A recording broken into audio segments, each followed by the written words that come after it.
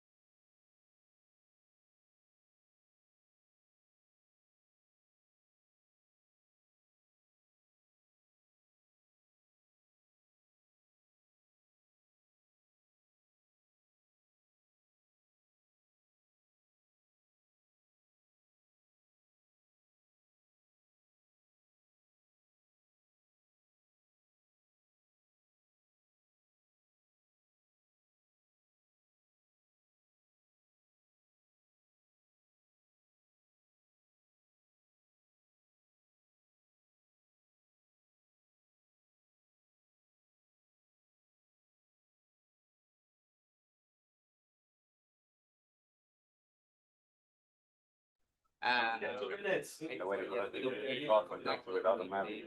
Nice. Ja, Maatjes, als het dan contact nog weer.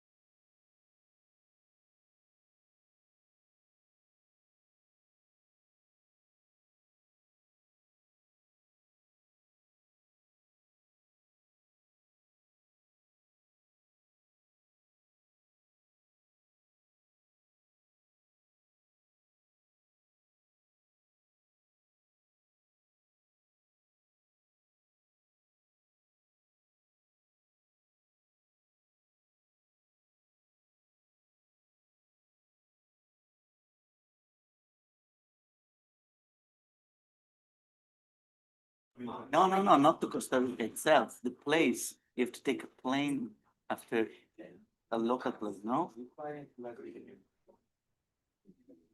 Okay. You're going.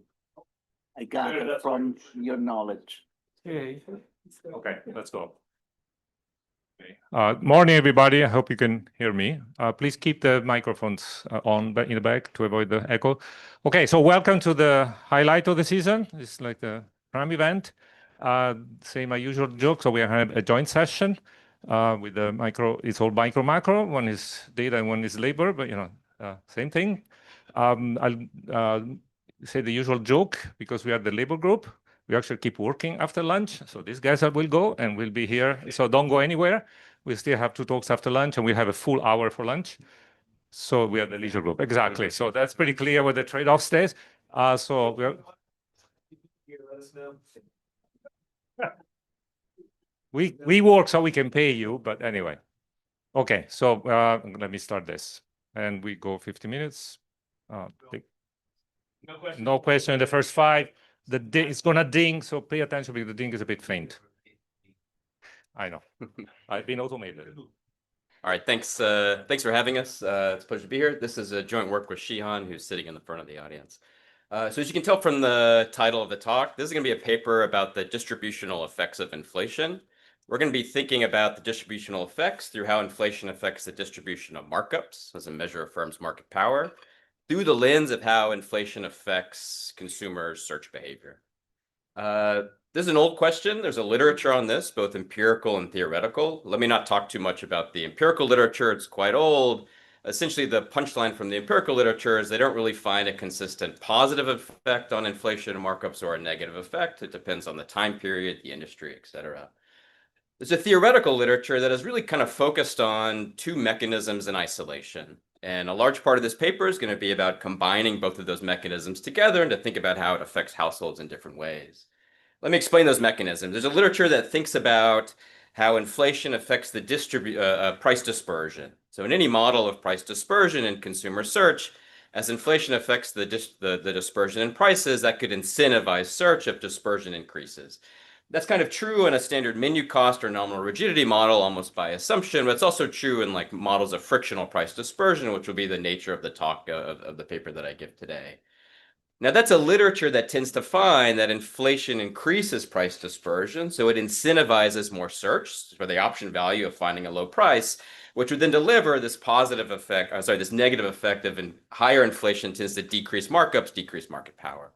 There's another literature that's relatively newer that I've worked on that looks at another mechanism. And that's thinking about that inflation is going to affect the holding cost of liquidity, right? You can think about your money balances. And if there's an inflation tax and search takes time to find low prices, higher inflation causes that option value of search to be lower because it's more costly. And that essentially tends to make consumers less elastic, less price elastic. And that's a channel that tends to work in the opposite direction. And we find that inflation tends to increase market power there. So these 2 channels have been studied in isolation. And again, kind of what we were trying to do here is combine those 2 in a model with heterogeneity to think about how they affect households differently. So I'll spend a lot of time on the model. Let me give you kind of the main idea. The foundation is going to be a Bewley model. I'll develop kind of the theory in a 1-asset Bewley model. I'll take it to some quantitative analysis. We're going to enrich portfolios there. It's going to be a model with both idiosyncratic income. I'm going to add expenditure risk to the Bewley model. You'll see exactly how I do that. And importantly, we're going to think about consumer search along 2 key dimensions. First is that there's going to be some firms that are posting unit prices. There's going to be search friction, so not all consumers know every single price that's posted. It's going to take time and effort to search for low prices. But they have a choice of how much effort they want to put into that, which is going to be behaving like a Burdett Judd type model if you've seen these. So higher effort is going to mean you get more price draws. So then expectation, you're going to find a lower kind of a lowest price, kind of best price in your choice set. However, it's also going to be a model where because firms post unit prices and there's heterogeneous agents, they're serving many customers.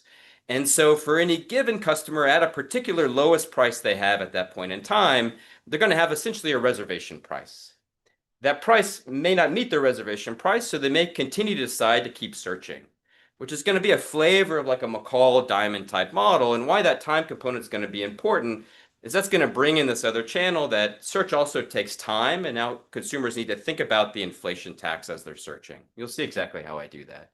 It's going to be GE, so we're going to have to think about firms, just be a support of that price distribution, what justifies why they're posting particular prices.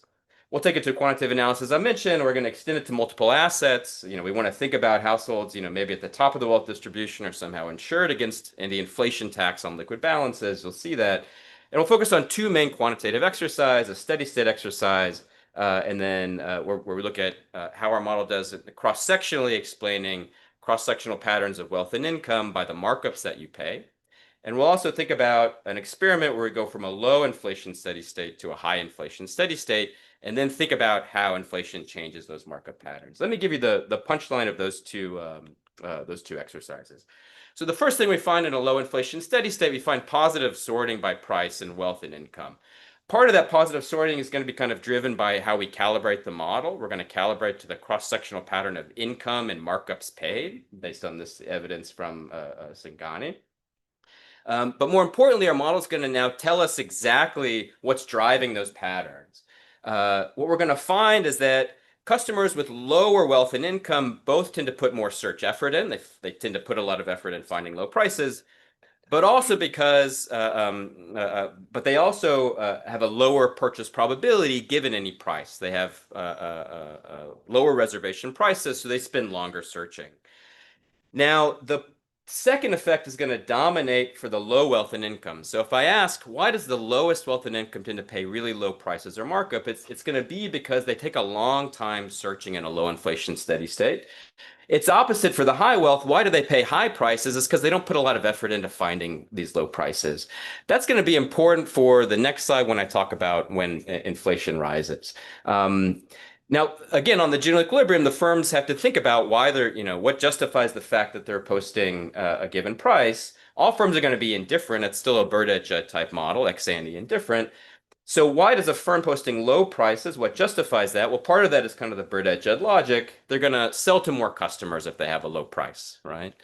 But on top of that, this model adds two more channels. One, it's a customer composition channel. They're going to serve more low wealth and income customers. That's driven by the fact that those customers have high search effort. They put more effort into finding low prices.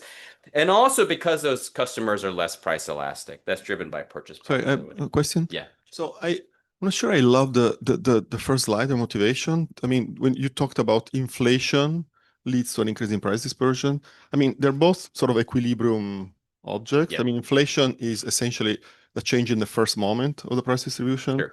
And then dispersion is the second moment. So yeah, that's right. that I don't think that can be true. I mean, it must depend on the shock that true. generates Yeah, inflation. It cannot be. So if you take a model of nominal rigidity and you increase, you get kind of a direct effect that's going to increase price dispersion. That's part of it. It's Right, still but- true. but- It's general equilibrium. Right, but I mean, You mean I the think the- growth rate of money? Exactly. yeah, that's what you mean, Ah, right? You mean okay. there's something fundamental, primitive, a shock, a Yeah. force that generates inflation. Right. That'll be I the mean- fundamental is the growth rate of the money supply. Okay, then Right. I think you should have. You should probably rephrase everything as that's a fundamental shock I'm going to consider, which is going to lead to an increase in the price level, and that shock leads to an increase in price dispersion. Right. And it's going to be a monetary model. with So no it's a rigidity. particular source of inflation. That's right. Yeah. I mean, Then yes. if you can make the case that other shocks, for example, increase in the marginal cost of production, so a decrease in TFP also generates, yeah. or an increase in the yeah. Caused by inflation. That's fine. Yeah. But that's the only shock you're going to look at. Yeah, I'm going to look at a money growth rate shock. In fact, I'm going to look at steady state. So in steady state, it's going to map one You to do one. comparative to the statics inflation across steady steady states. state. Yes. Okay, perfect. Thank you. Can I briefly ask, these channels seem to be working very different for different type of goods, right? For things where I just walk from one store, I don't like it, I make the effort, walk to the next store, holding money and thinking that my money will, right?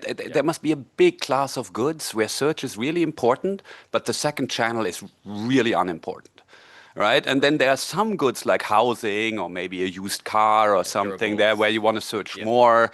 This might actually kick in. And I wonder whether these income groups have very different distributions over these goods where these two effects kick in. And Am I supposed to think about a composite? What am I supposed Yeah. to think So about? the model's not going to feature any heterogeneity in the good. It's going to be for the same good. So we're not looking at that channel. Now we're going to use evidence from the Nielsen data. So it's mostly, you know, groceries, it's not really mini durables. And we do that because that's the best evidence we have on cross-sectional pattern. Effect could. Sorry. Do you think the second effect could plausibly be a relevant effect for looking at? We're gonna let the model. I'll show you the model. I'll show you the parameters that discipline kind of the frequency of that consumption. I think that's what you're getting at. Yes. Some things I purchase, they're big expenditures that I don't purchase very often, like durables. And you'll see how we calibrate it, and you'll see the parameter that leads to. But you're right. I mean, I potentially that's a channel where if it's a big purchase like a durable and I take a long time, that second channel may be more relevant than the first. Can I? I can look at moderate inflation and hyperinflation. I can show you both. Can I just make a comment connecting those two? The second channel is not really about inflation. It's about the real interest rate. The real interest rate on liquid, yeah. It's the real interest rate. That's what it matters. So underlying it is an assumption about how nominal interest rates are changing, or said differently, whatever the return is on those assets. So it's not really, it's two different forces that affect those two channels. Like the first one's not going to be affected by the central, but by how nominal rates respond, whereas the second channel can be undone by nominal rates moving to keep real rates constant. Yeah, that's right. That's right. I mean, we're gonna take a model where your liquid wealth is you know, the nominal rate is not responding 1-to-1 for inflation, right? Which we think is true in the data also, right? Like deposits have essentially zero interest rate, that they didn't move for inflation, but that's going to be the interpretation we take. Okay. So let me just kind of give you the punchline of our inflation channel. So what do we find? So again, in low inflation steady state, we find this you know, strong positive sorting by price and income and wealth. In a high inflation steady state, essentially undoes that sorting. Right? What we find is that the relative price or markup that low wealth and income agents face in high inflation is higher. The relative markup or price that high wealth and income agents fall. So that sorting pattern is now diminishing. What's driving that? What we find is that search effort for the low wealth households actually decreases. That's mainly driven by the fact that inflation has them economize on their purchases. They're purchasing less, they have less incentive to search hard. But it increases for the high wealth. They don't move much there in terms of, like, you know, how much they're purchasing. So they have an incentive now to search more for low prices. However, the low wealth strongly increase that purchase probability, and it means they're becoming less price elastic. And so what you have in equilibrium is, well, why you have to ask, well, why do the high wealth and income tend to pay lower prices? Quantitatively, that's being driven by the fact that they have higher search effort.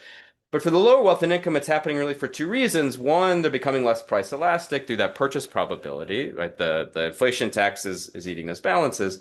But also we have a market composition effect, right? The low wealth and income are already searching in these low price stores, but now because sorting is diminished, you have higher wealth and income showing up in those stores, and they have higher demand elasticities. And those firms know that and have to adjust their markups by less, and they can actually increase them a bit.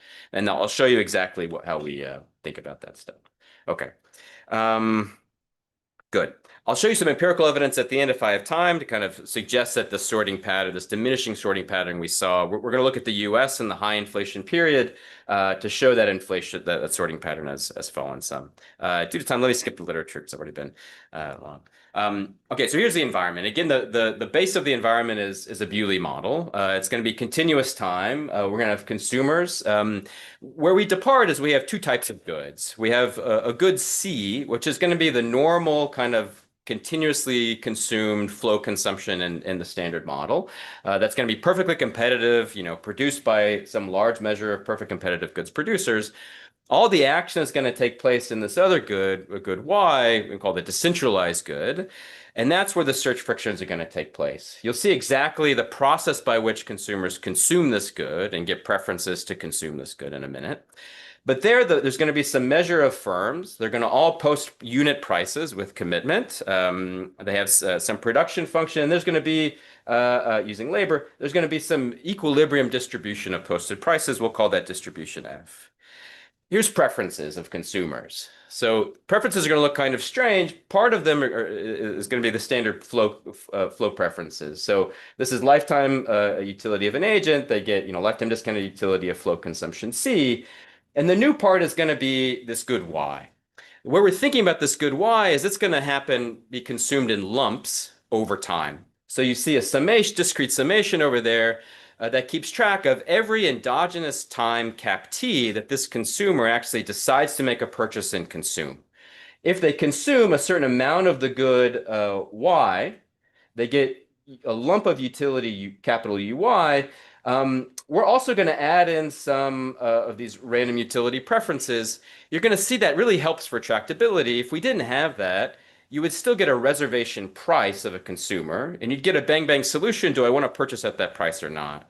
If we add some noise around that, I can reinterpret a reservation price now as a purchase probability. It smooths that out. And so I'll be talking about that purchase probability instead of the reservation price. Yes. So just when you're thinking data later, that's like catch up. Yeah. So in the sense that we're going to target cross-sectional patterns of the relative prices that agents pay for that good Y across the income distribution using Nielsen data, which is the data that best, then yes, it's the average good in Nielsen. Okay. Right. Okay. Yeah. We've let me talk about this later offline. We're kind of also trying to work on a durable goods calibration. I think the tricky part is how much you want to try to measure these like cross-sectional patterns, and it gets into issues I was talking with Philip before. That random utility term Yes. may kill the price dispersion, but it won't. No, it's idiosyncratic. It happens at the time of It smooths the demand curve faced by firms, even with the presence of mass points. But you'll find an equilibrium I'll with show price you. dispersion. There's an equilibrium we know there's an equilibrium with price dispersion. Yeah, it doesn't kill price dispersion. Yeah. You'll see that in the equation. Did you check for the other equilibrium? It's a model of endogenous search. There's always going to be, a diamond paradox equilibrium where no one searches. And so that equilibrium is there. Outside of that, we don't have a different equilibrium where firms post a price outside of that time. Okay.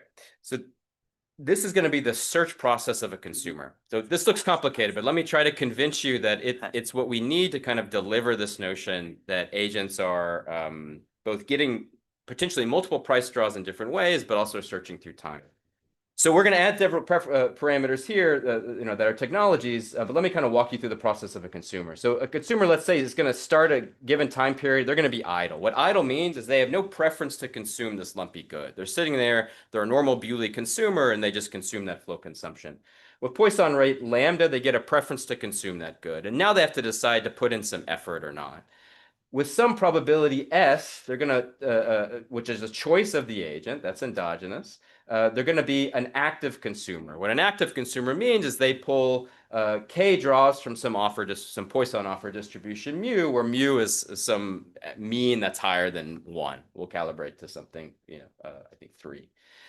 With probability 1 minus S, they're passive and they get 1 draw offer. This is Burdett-Judd. You could do it with 2 offers and 1 offer, N offers. Here we pick a distribution because it gives us some extra parameters, but that's the idea. The alpha here is going to be, when they choose S, they're not going to instantaneously get those price draws. There's some Poisson rate, given that they're searching, that they're going to collect all those price draws together, and then they decide whether they want to purchase. So you think of alpha is really capturing search frictions, right? So given any kind of average amount of time, how much effort do you want to spend in that average amount of time finding low prices? That could be a long time before you get to find all your prices, or a short amount of time. That's what alpha is dictating. S is going to determine on average how many price draws you get, right? They can decide to purchase or not. If they purchase, they go back to being idle. If they don't purchase, they simply go back to this point here, and again need to continuously decide whether they want to, how much effort they want to put in. Okay. That's the last part of the environment.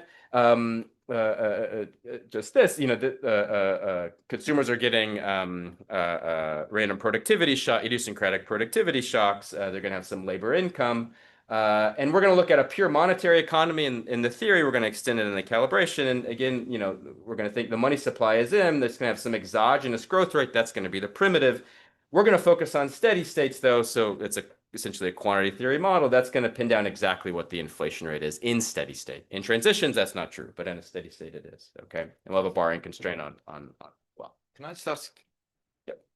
I mean, I understand that this kind of monetary experiment is the standard in the literature, but the standard doesn't normally have Bewley type structure. And so it's a little weird to think about what these injections of money are in a heterogeneous agent economy. Yeah. And do people understand it? And yeah, we're gonna, it's a great question. We're gonna punt on this because as soon as you have to decide where the money goes, so the way we're gonna punt it, I should have mentioned here, is we're gonna assume that the revenue is used for just wasteful government spending. In fact, I'm not gonna look at welfare either. So I'm not gonna say if that's a good thing or a bad thing necessarily. It's gonna be a positive paper. Now, if you want to then wait, so the money's not going to the households? the money's not going to the household. So then how The money's spent on this flow consumption good and then thrown away. And households have no preference for this good, right?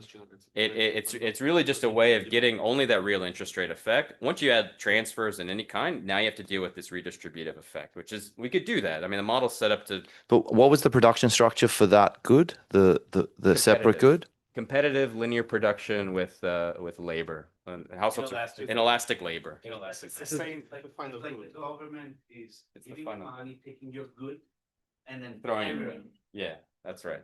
That's right. selling it to the ocean. So there's no redistributive effects by any kind of transfers now, or anything on the fiscal side of the government. We think that's kind of the cleanest way of getting rid of those effects. There's a wealth effect because there's a real interest rate effect, Yeah, through the interest. but that's the only real wealth Not effect, directly through. not directly through these anything else, right? Okay, Greg, if that ask me again if that's not clear. Okay. Sorry, what's the asset structure? It's just money. Now you're bringing wealth in. It's money. A is going to be your real wealth. That's your real money balances. It's going to be Same thing. here. It's a one asset model. We'll extend it in the quantitative part. Okay, so a bar should be zero. A Kind of. It's like building. Yeah, a bar, but no, a bar can be negative. You can borrow from other households, Soft right? money. With money. It's not fiat money then, maybe, but but it's Zero net supply. It was fiat money. well, because there's some growth rate of this money stock, right? But some households can be negative. On average, they must be positive. That must meet the supply of what the real money balances are supplied, outside of the model by the government, say. If you want to set it to zero, I think that's fine. So it's change, but okay. Okay, let me walk you through the equilibrium quickly. I want to make sure that there's time to get the quantitative part. So equilibrium, essentially, we're going to focus on a steady state equilibrium. And solving a steady state equilibrium really involves three parts. Given some equilibrium posted price distribution, I need to tell you what the consumer's problem looks like. I'll do that first. Given those decision problems, all their consumption, savings, decision, search decision problems, of course, we need to figure out what the distribution of consumers is. I have a Kolmogorov equation I can show you. I'll skip that. But then I want to talk about the firm side. So given both the distribution of households over wealth, income, this is going to capture whether you're idle or you're a searching household. Firms now need to think about their price posting problem, and I'll talk about that. Okay, so here's the Bellman equation of both idle and searching consumers. Idle consumers are quite simple. They're the normal Bewley agents. They have some wealth and income, or productivity. They consume in flows. Their wealth can change continuously over time. And they can get income shocks. The only real difference is this part here, where they may get this shock to want to consume that lumpy good. And because these are two different states, whether you're idle or searching, now the difference between these two values is going to represent some option value you have of searching, right? That's going to show up again when we think about whether you're going to purchase, because when you make a purchase, you go back to being idle, you give up that option value of continuing to search. That's going to be it. It's not the only option value, but it'll be one option value. Here's for searching consumers. Again, you're consuming always continuously in flows, but now you need to make a choice of how much effort you want to put in to find low prices for this lumpy good. These parts are the same. The only difference here is represented by this, is with some Poisson rate alpha, you get to realize those price draws. And this represents the expected change in your lifetime utility from getting from realizing those price draws.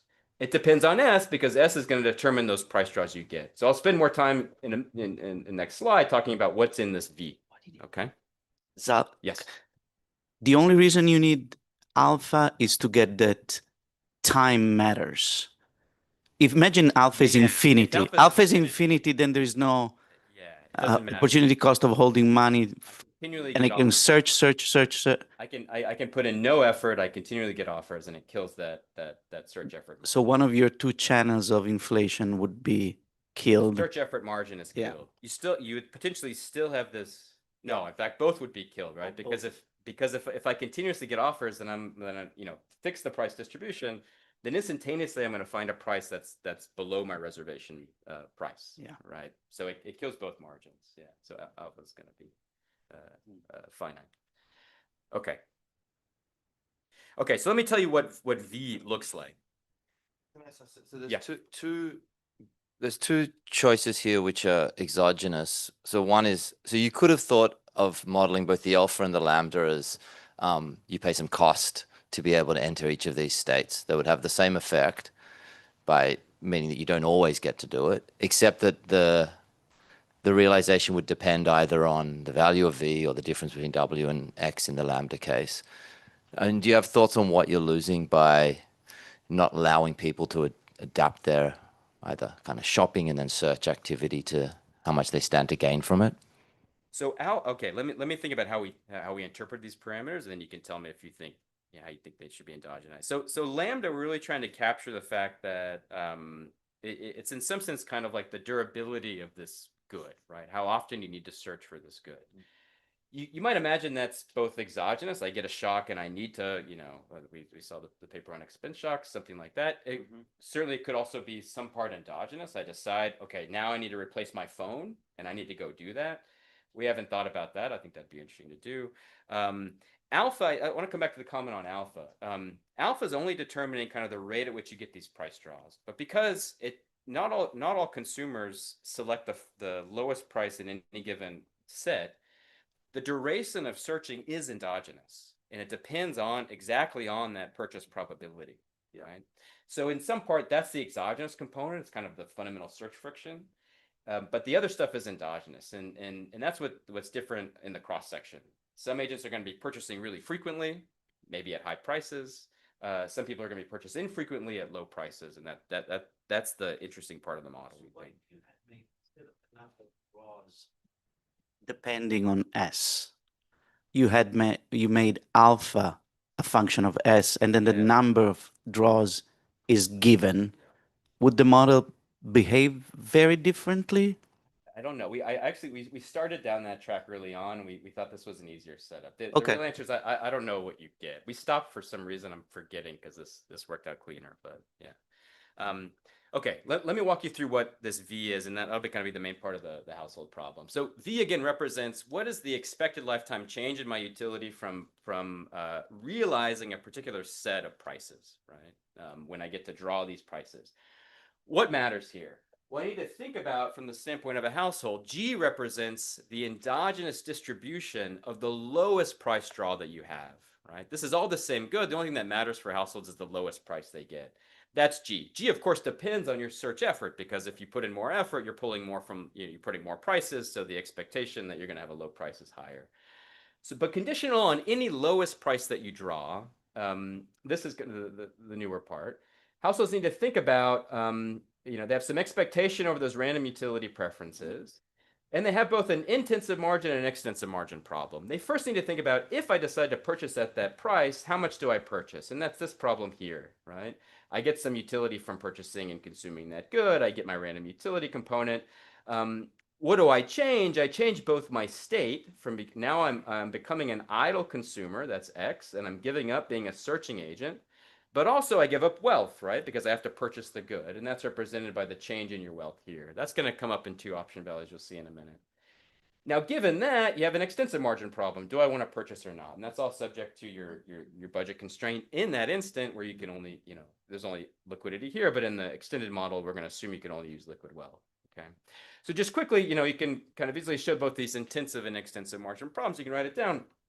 The intensive margin problem satisfies an Euler equation, right? It's kind of an instantaneous Euler equation, but you get a nice well-shaped demand function that's decreasing in price, increasing in wealth, and is strictly positive for all households that are, except those that are exactly at the borrowing constraint. If you're at the borrowing constraint, you have no money to, you have no wealth to purchase.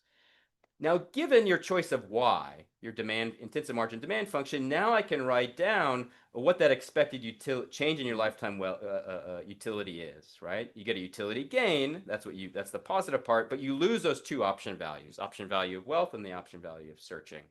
So one thing we could also do is set lambda. If you think these are maybe Philip, you disagree, but if you think these goods are purchased really frequently, you'd want to set lambda to infinity. That wouldn't kill the model. Maybe you think it's less relevant empirically, because you still give up this option value of wealth. You still are going to have a well-defined reservation price and purchase probability.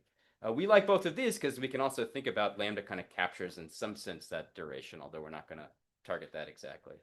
Random utility preferences now get us a well-defined purchase probability. And that's, again, that's what's nice about, we don't have to keep track and solve a fixed point problem on a reservation price. Now I can just map it to a purchase probability given that type 1 extreme value distribution. Okay. This is the last part on the household side. So that disciplines your purchase probability, right? That's going to change with inflation. I'll show you some results about how V hat changes with inflation in a little bit. That changes your purchase probability. I need to think, though, about how much effort this household is going to put in, and that's given by this decision here, right? This is the first order condition for effort. The marginal utility cost of effort must be equal to the expected gain in putting in that effort. What is your expected gain? Well, it's simply the expected change in your lifetime value. Here we're calling this whole term here EV. I've illustrated it here. At any given price, what's the gain of doing that? If I search harder, now I get to pull more prices from the lower part of that distribution and less prices from the higher part of the distribution. So I'm shifting weight to different parts of this EV function. If I search with more effort, I'm putting more weight here because I get to draw lower prices and less weight here. What it means is we have kind of two channels that are disciplining search effort, right? I'm plotting here for kind of a hypothetical high wealth and low wealth household. For a high wealth household, they tend to purchase more in this model. That's an incentive that they're going to search harder, right? Because they're purchasing more, they have higher incentive to search. However, the curvature kicks in. For low wealth households, they have more curvature, and that's going to go the opposite direction. Fixing the amount of goods that you buy, if low wealth households have more curvature, that means they have a higher gain of finding low prices through that kind of wealth effects. And that's one reason why we're kind of like embedding this in the incomplete markets model outside of the standard model thing about heterogeneity, is now we have a really well-founded notion of what generates that curvature in wealth, right? And that's why we like this part. Okay. Let me kind of highlight the firm, and then I'll move on to the quantitative section. So the firm problem, in fact, is quite tractable, despite the fact that you have to think about your entire customer base. You think about all their elasticities of demand. We're not the first person, the first authors to write out a model with Burdett, Judd, and heterogeneous agents. Lucas's job market paper, Guido's papers, etc. What's new here is really going to be in the form of the demand coming in, the intensive margin and these purchase probabilities that are endogenized. But let me walk you through this. This is the expected demand of a particular firm posting a particular price P of one single customer, AE. Let me walk you through what that is. First, they need to think about what is the probability that at that given price, I'm the lowest price that customer has. That customer is searching with some effort S, right, given their type. With probability 1 minus S, I'm the only draw they get, so I must be their lowest. With probability S, it comes from that Poisson distribution, and this is the probability that I'm the lowest out of that. That has a nice closed functional form. That's why Poisson's nice. I learned that from Guido's papers. Conditional on being their lowest price in their choice set, I have some probability of selling to them. Conditional I make a sell, this is how much I sell. Now, to think about the profits of a firm, we need to aggregate over all the potential customers that they might have. But now all you need to know is what's the distribution of wealth and income of searching agents. That's this thing here. This is the flow of those agents that are finding prices at any given point in time. N is the measure of firms. I need to divide up that demand across N firms at any given price. And then you're just adding up all that, the amount of their demand, and then they get the profit margin, P minus K. But write out this whole function in just a demand function that depends on your price P. And now I can solve the problem by maximize profits. This is just a simple, profit maximization. You get a markup condition. And when I need to think about what generates heterogeneity in prices is heterogeneity in markups. And now I can think about, well, what generates heterogeneity in markups? You can decompose this. This is the markup at any given price P is a function of, the average. This is the sales weighted markups across all households. In any given household's markup, this is just decomposing. Let me flip back real quick. What is the elasticity of demand of this particular customer? You see price enters three places. First, it enters in kind of the standard Burdett Judd way. If I post a higher price, I'm less likely to be the lowest price that household has. But it also enters these two other terms, the intensive margin and the extensive margin through purchase probability.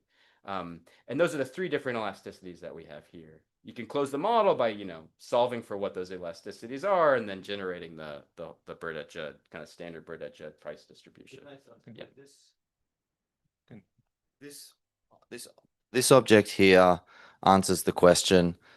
Just because there's a lot of different elasticities of demand floating around in these models. So can you just say what this particular one This does? particular one is the elasticity of demand. Yeah. If so I post a price Yeah. and you're a customer, you have many prices in your choice set, but I'm the lowest price. I need to think about your elasticity of demand at that price. So that's conditional on me already being in the store and purchasing from you. How much more would I purchase if my price I was selling to you is a little bit lower? Sorry, Or is it before I walk in the maybe I door? misspoke. Or is it before I even know whether? Let me yeah. say that. You're in my store. Let's say the price that you're at, you're in my store. You're purchasing for I'm your lowest price. I am purchasing from you, and I purchase a certain amount of good. What I need to think about is a deviation. If I just change my price, that's the elasticity. I need to think about how you could deviate in three ways. One, I may no longer be the lowest price you have. You're gone, right? Whether you purchase from another firm or not, you're not going to purchase from me. That's this component here. That's in all Burdett Judd models. I need to think about, well, if I'm still your lowest price, you may not purchase from me. You may decide to keep searching. That's this extensive margin elasticity, which has a nice closed form. Okay, so it's the total elasticity of all the components. Shouldn't in equilibrium that have to equal 1 in order for there to be an equilibrium with price dispersion? Because you've got to mix. Why 1? Because firms have to be indifferent about posting any prices. No, profit. The condition is on profits. The marginal profit has to be 1. Within all the support, if I change my price, it has to be 0. Sorry, not 1. Changing your marginal profit has to be 0. Elasticity of demand.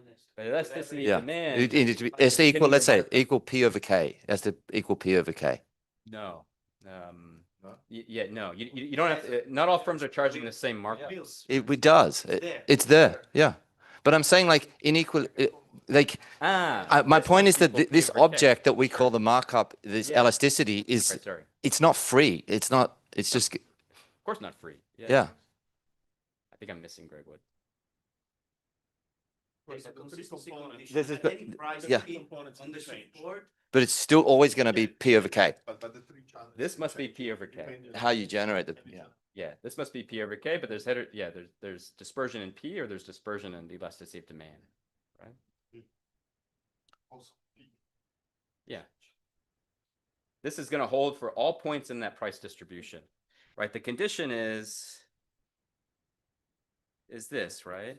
You have to have equal profits, right? For any point in the support, that all firms must be charging equal profit. If I take the marginal condition of profits, that's the thing that's 0. But I could charge different prices. Here it maps into different markups. Right? I think that's related. Way to think of, sometimes we can think of Burdett and Judd as the density adjusts to keep equal profits. Think of it differently now. Before you go. The elasticity of demand facing a firm is adjusting to rationalize as profit maximizing any price on the support. Okay. So if I understand correctly, the novelty here is intensive margin and heterogeneous agents in Burdett and Judd. Now, in that world, you might think that the posted price is not the optimal mechanism, is not what you will see. You will see nonlinear pricing. Yeah, of course. You will see quantity discounts, right? Yeah, Which is kind of easy. And in fact, that's what happens in reality. Agreed. Yeah. So that's a little bit of a Yeah. Reality. I mean, I think the first thing is figure out how to do it in the model, right? I mean, we could try to look at different settings. We don't look at welfare, so Right. we're just taking an inefficient price posting mechanism that we know is inefficient and No, very it's also not in the data. That's the problem. Nielsen, there's a lot of no linear pricing in there, especially in supermarkets. And the sales, price discrimination is rampant precisely because of the reasons. Actually, that's a nice model to I'm sympathetic to that, think about yeah. that. So Yeah. Joel Flynn, and Sastry, they're working on this stuff. We should talk after. I think there's a way of kind of thinking about sales. I think it's more of a model. Sales is fine. You can jump, a firm can jump in the support and say that's a sale. That's okay. They're indifferent. I'm more thinking about, over time. Yeah. I'm more thinking about the quantity discount. Yeah. Okay. Let me go to the quantitative results. So we're going to extend the model. We want to capture this idea. Right? We're looking at increasing inflation. With a one asset model, inflation is going to hit your liquid wealth, right? And if you only have liquid wealth, it's going to really hit the wealthy over the poor. So we want to extend it to think about, well, the wealthy may be able to substitute into real assets and kind of insure against this inflation tax to some extent. So we're going to have a two-asset model. We'll still have that liquid wealth. That's going to be money, and we'll have real liquid bonds with a constant supply. In steady state, the real return on liquid wealth is going to be just the inverse of the inflation rate with some endogenous real return on bonds. We're going to assume there's a transactions cost, not the standard, Hank setup. And then we're going to look at a richer income process. We'll have both transitory and persistent shocks. Again, this is following work by Kaplan Violante. Again, we're going to continue to assume that money creation finances wasteful government spending. So we're not looking at any of those like fiscal redistributive effects here. We could do that, but we haven't done that here. Okay, here's how we're going to calibrate it. It's really going to be in 3 steps. The last step, I think, is the most interesting. We're going to pick some, externally calibrate some parameters. This is going to be the risk aversion for the normal flow consumption. We're going to take CRA with that equal 2. We're going to assume the mean of active searchers is going to be that the mean of that distribution is going to be 3. That's going to be important for the markup, but the other thing that's going to be important for the average markup, which we'll calibrate to, is going to be the level of the search cost. And so you don't need to pin down both of those parameters, how the mean of active searchers and the level of the search cost. So we're going to kind of choose one exogenously. We're going to normalize the marginal cost. We pick 0.5. The reason is if we hit an average markup, a marginal cost of 0.5 means the average price of this lumpy good is going to be pretty close to 1, which is actually pretty close to the numeraire flow consumption. That's a nice normalization. We're calibrated to a 2% inflation steady state. We're going to choose the level of that real asset to match a liquidity premium. I've computed as 6.2% in another paper. You can write this as 4% or lower if you think that's too high. That's fine. The income process, we're going to try to match the distribution of annual log earnings changes and the distribution of one-year log earnings changes. I can click on those slides if you're interested. But given time, let me focus on the part where that's relatively new here. How else are we going to calibrate jointly calibrate the model? We're going to try to match explicitly 2 cross-sectional facts. One is the cross-sectional relationship between markups paid and income. This is given by the evidence of Sangani. And we want to try to let the model differentiate between these 2 different search margins. So we're also going to try to match the cross-sectional relationship between search effort and annual income. We're going to use search effort being measured from the American Time Use Survey, so related to Aguiar-Hurst. And then we're going to still add in kind of the standard moments of wealth and income, the fraction with negative net worth, et cetera, the average retail markup, and I'll show you how well we do there. Here's how well we do on those cross-sectional patterns. This is the data is in red, the model is in blue. The data is the evidence with Sangani. We're kind of changing the income brackets to be consistent with evidence that we have in the American Time Use Survey. But what do you find? In the data, there's this upward sloping pattern of markups paid and income. The model's doing a relatively good job matching that. We're a little flat in the middle of the distribution, but we get that upward sloping pattern. Here's how well we do on search effort. In the data, search effort, if you measure it with time use, and you can do it, time use in many different ways and in different products in the American Time Use Survey, but you get this consistent hump shape pattern. For the poorest, they tend to search less than the median household. This is by income. But once you get high enough wealth, that really kind of tanks down. The model does a good job at getting, the decreasing gradient for really high income. We're not doing a great job yet. We're working on this to try to capture that the poorest are not putting. Yeah, they don't have time, right? The unit, it's a month. The unit of time is a month. No, sorry. But so go back to the yeah. So in the data.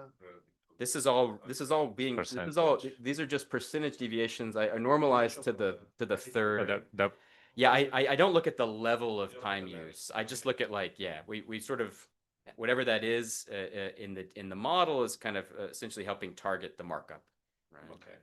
The aggregate markup. My guess is that that's an income effect on LibreSpy. These people don't really have the time to shop because they Yeah, don't work. exactly. Yeah, and So and that here I want to so put we're that, looking at that. Yeah, you know, in it's the a model. great. It's a great point. Right now we have a utility cost, which is not This- being yeah. captured there. Now it's still possible because again, the poor don't purchase as many goods, so there's still a model that you can get that. It turns out that's not strong enough to overcome the effect, the curvature effect. And again, these are agents, you know, lower income on average. They're also closer to the borrowing constraint. That heterogeneous agent effect is kicking in.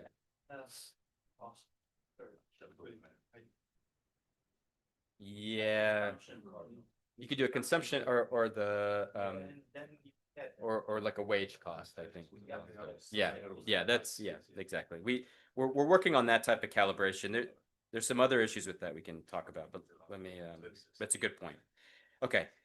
Here's how we do it. We're consistent. This is a 2-asset heterogeneous agent model, so we can be consistent with average wealth, average liquid wealth to income, fraction of wealthy hand to mouth. Kind of the standard things. We're a little high on the aggregate markup. This is a model that kind of wants the aggregate markup to be a bit higher, but we're working on that. Here's the parameters. Let me not talk about these parameters. Only to say, here's I think like where we sort of let this calibration procedure speak to what lambda and alpha is. And whether you think that's, reasonable parameters or not, I think we can debate. But the calibration has a search friction of, a little bit higher than 1. That means that you get these price draws kind of a little fast. The time period's a month, a little faster than a month. That's a bit slow if you think about groceries, say, right? But it's much faster than if you think about durables. So maybe this is something that's kind of in the middle of those two types of goods. Preference shocks lambda, are 1.3. Okay, well now you can't ask questions. Let me get to the main quantitative results.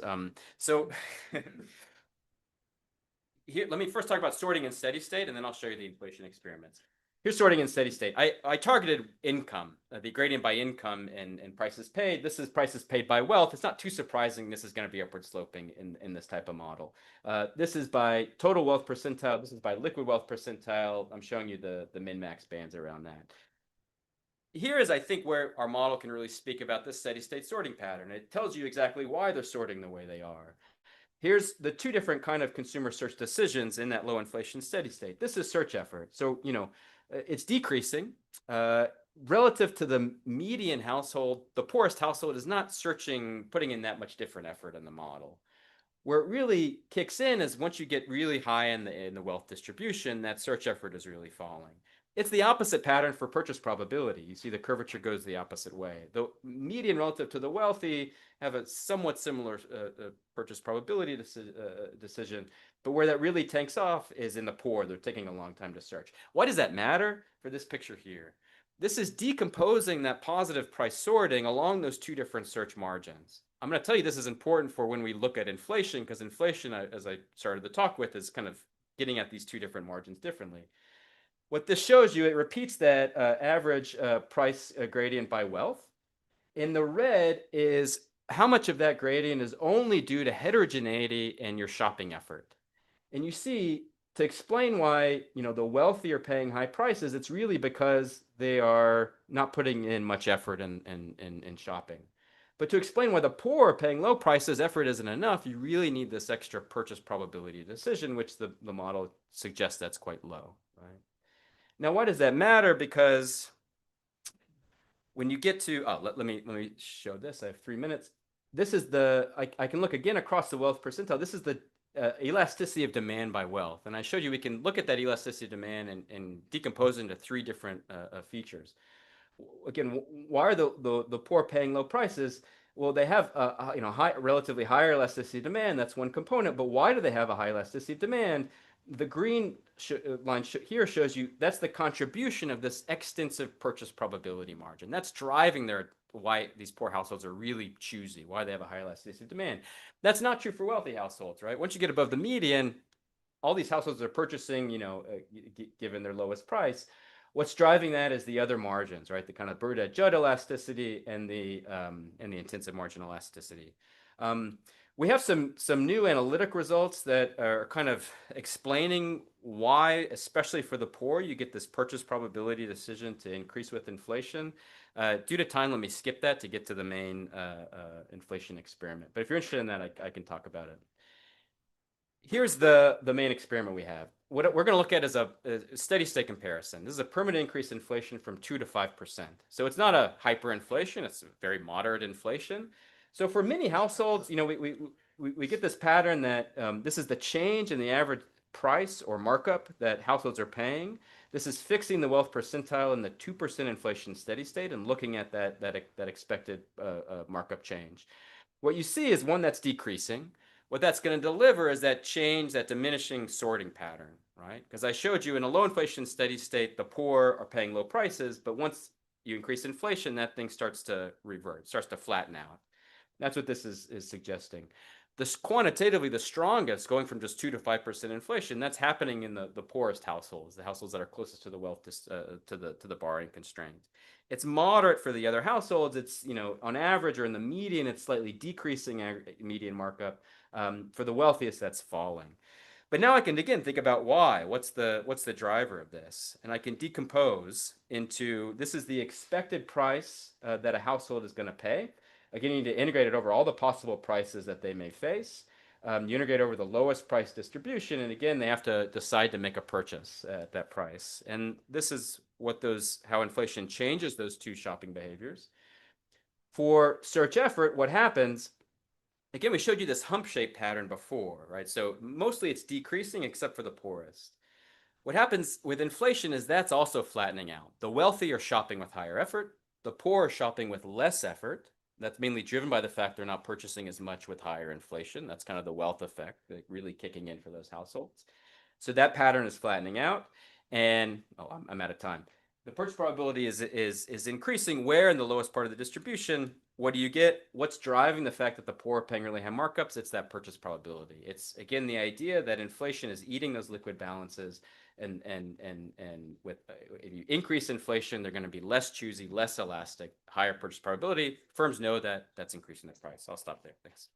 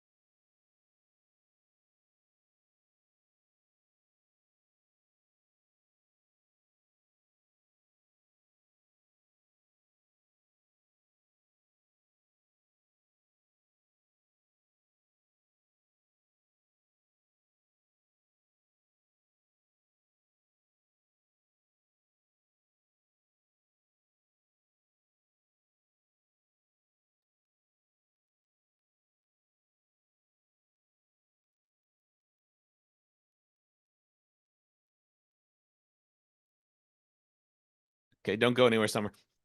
Okay, we're going to start with the next paper, but I want to do one thing first. I do want to thank our tech person for the week, Summer, who's actually a graduating BU.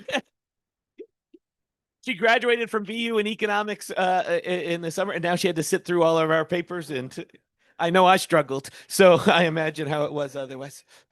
But thank you again, Summer. And now we have Riyunga, who's going to talk about beyond exposure, predicting AI adoption based on comparative advantage. Thank you very much for having this program paper in the program. Eric already. Speak it to the mic. Okay. Okay, Eric already introduced the title, and this basically sums up what we want to tell in this paper. This is a joint work with Ilse, Maria Alejandra, and Laura. So now that everyone is talking about AI, I assume that everyone here in this room at least heard about AI exposure measure. This measure basically captures the technical capability of AI to perform tasks, and they're widely used to proxy the AI shock in the literature. Our paper starts from the fact that it turns out that AI exposure is only a weak predictor of AI adoption. So let me show you the scatter plot here, where we have the exposure measure on the x-axis and the occupation level adoption rates on the y-axis. This is the data from the Germany. I will be explain more in detail later. First, you can see that overall, there is definitely a positive correlation. So I'm now focusing on the left top, which uses the Ellendor measure, the widely used measure in the literature, but you can see that overall the picture remains the same even if we use the other measures. But the takeaway from this figure is that the correlation is rather weak. The exposure measure is a weak predictor of the adoption, and there are a lot of occupations that have high exposure but with low adoption rate, low exposure, and with high adoption rate.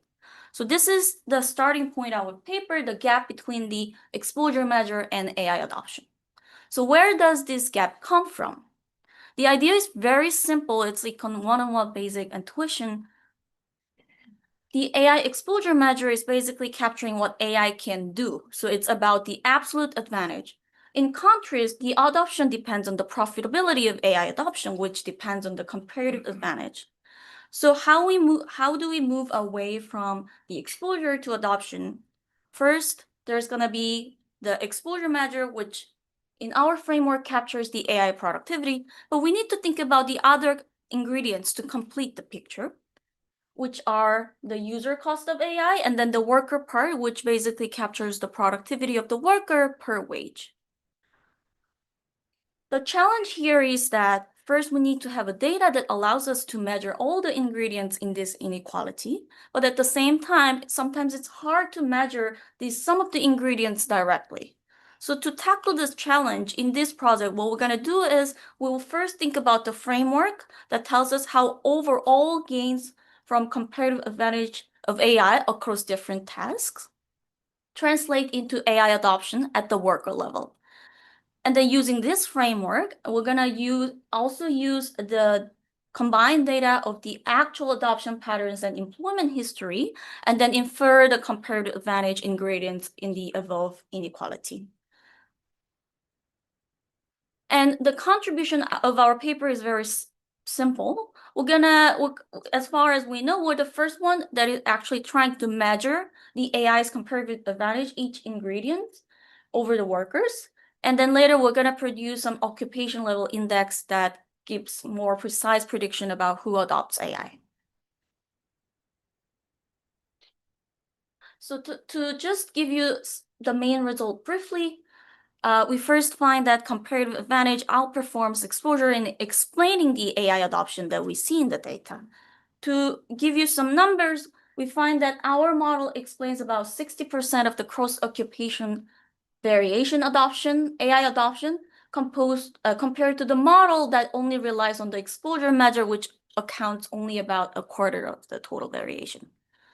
And second, we find that for a lot of workers, up to 30%, the two approaches give substantially different results. We see that some of the workers are highly exposed, but they're not adopting AI that much. And finally, why is it the case? The reason is very simple. Again, going back to the previous slides about the comparative advantage, This is because we find that the AI exposure measure, the measure that people use, are not perfectly correlated with the other ingredients of the comparative advantage AI. So that's why the two approach based only on the exposure and then the comparative advantage give different predictions for a lot of workers. Okay, since our model doing a relatively good job for predicting the current AI adoption, we do also some simulation how fast the AI will diffuse to predict the future AI adoption. We first find that the AI will rise fast, up to 80% over 3 years. And we find that the occupation that currently show the modest level of the adoption will be the one who will adopt AI fast in the future, not the one that are currently most exposed. And we find that the reason why we see this huge increase in the AI adoption is not coming from the increase in AI productivity, but is mostly coming from the lower cost, meaning more workers feel accessible to the AI technology in the near future. So there are so many papers like nowadays about AI. So I want to be very brief about the literature. There are many papers that try to understand the impact of AI on the labor market, either from more empirical approach, more structural approach. But we have little understanding who is actually adopting AI. And we're taking a step back, and then this is the paper really about trying to understand who are the ones and what's the reason why they're adopting AI.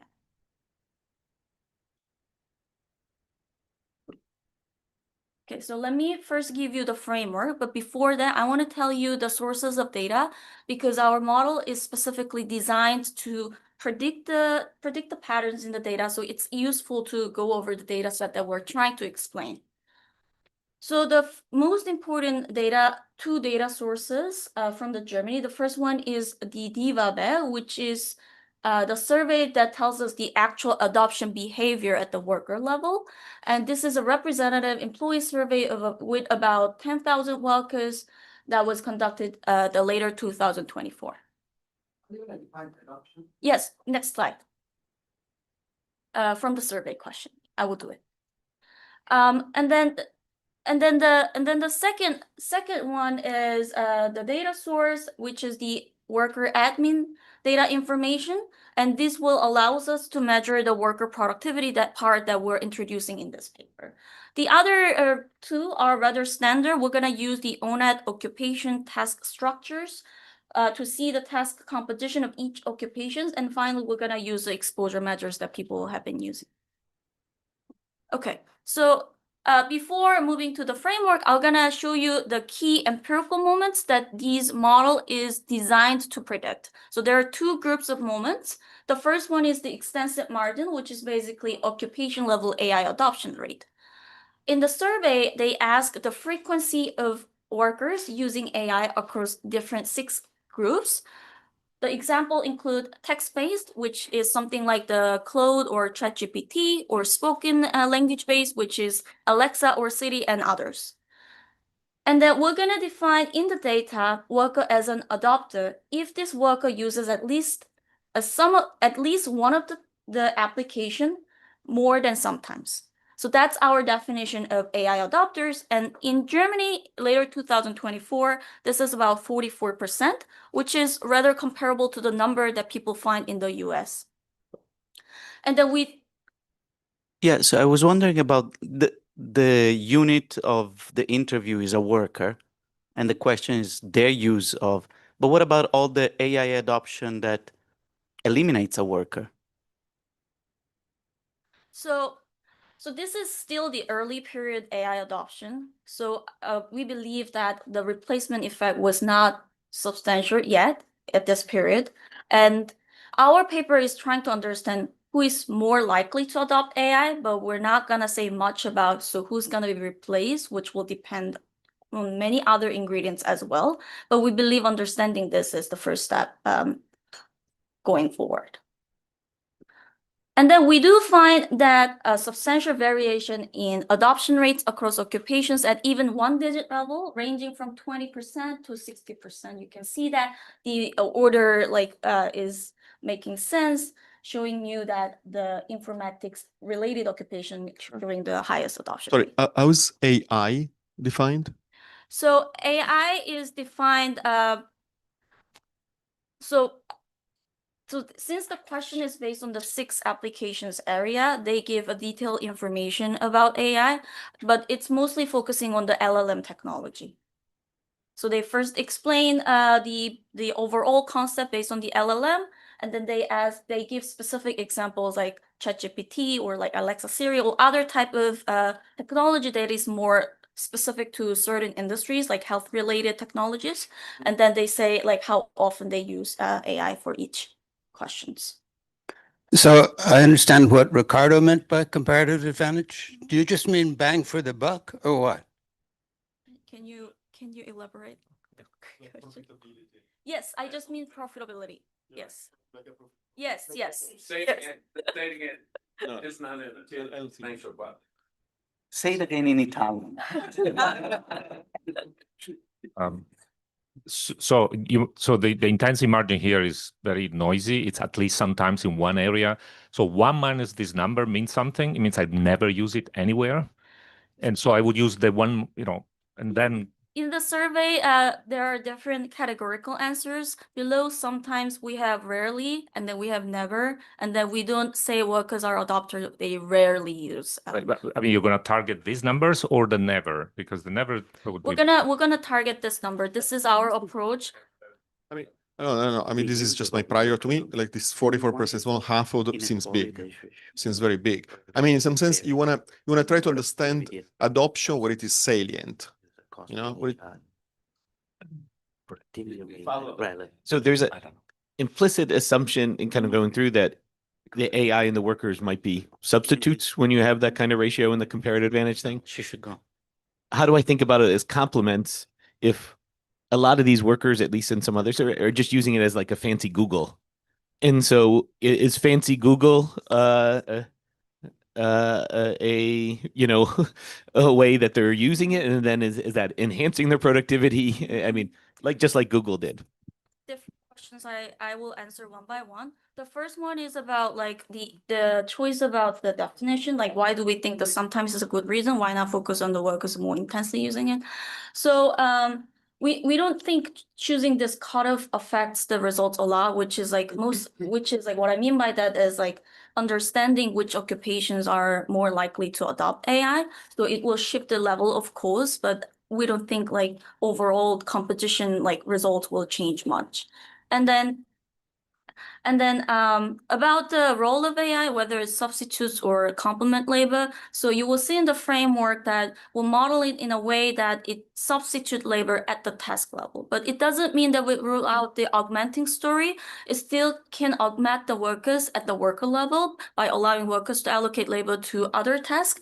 And moreover, we also have other micro foundations that give the same exact equation formula that is based on the augmentation. I can be more precise later with the equations.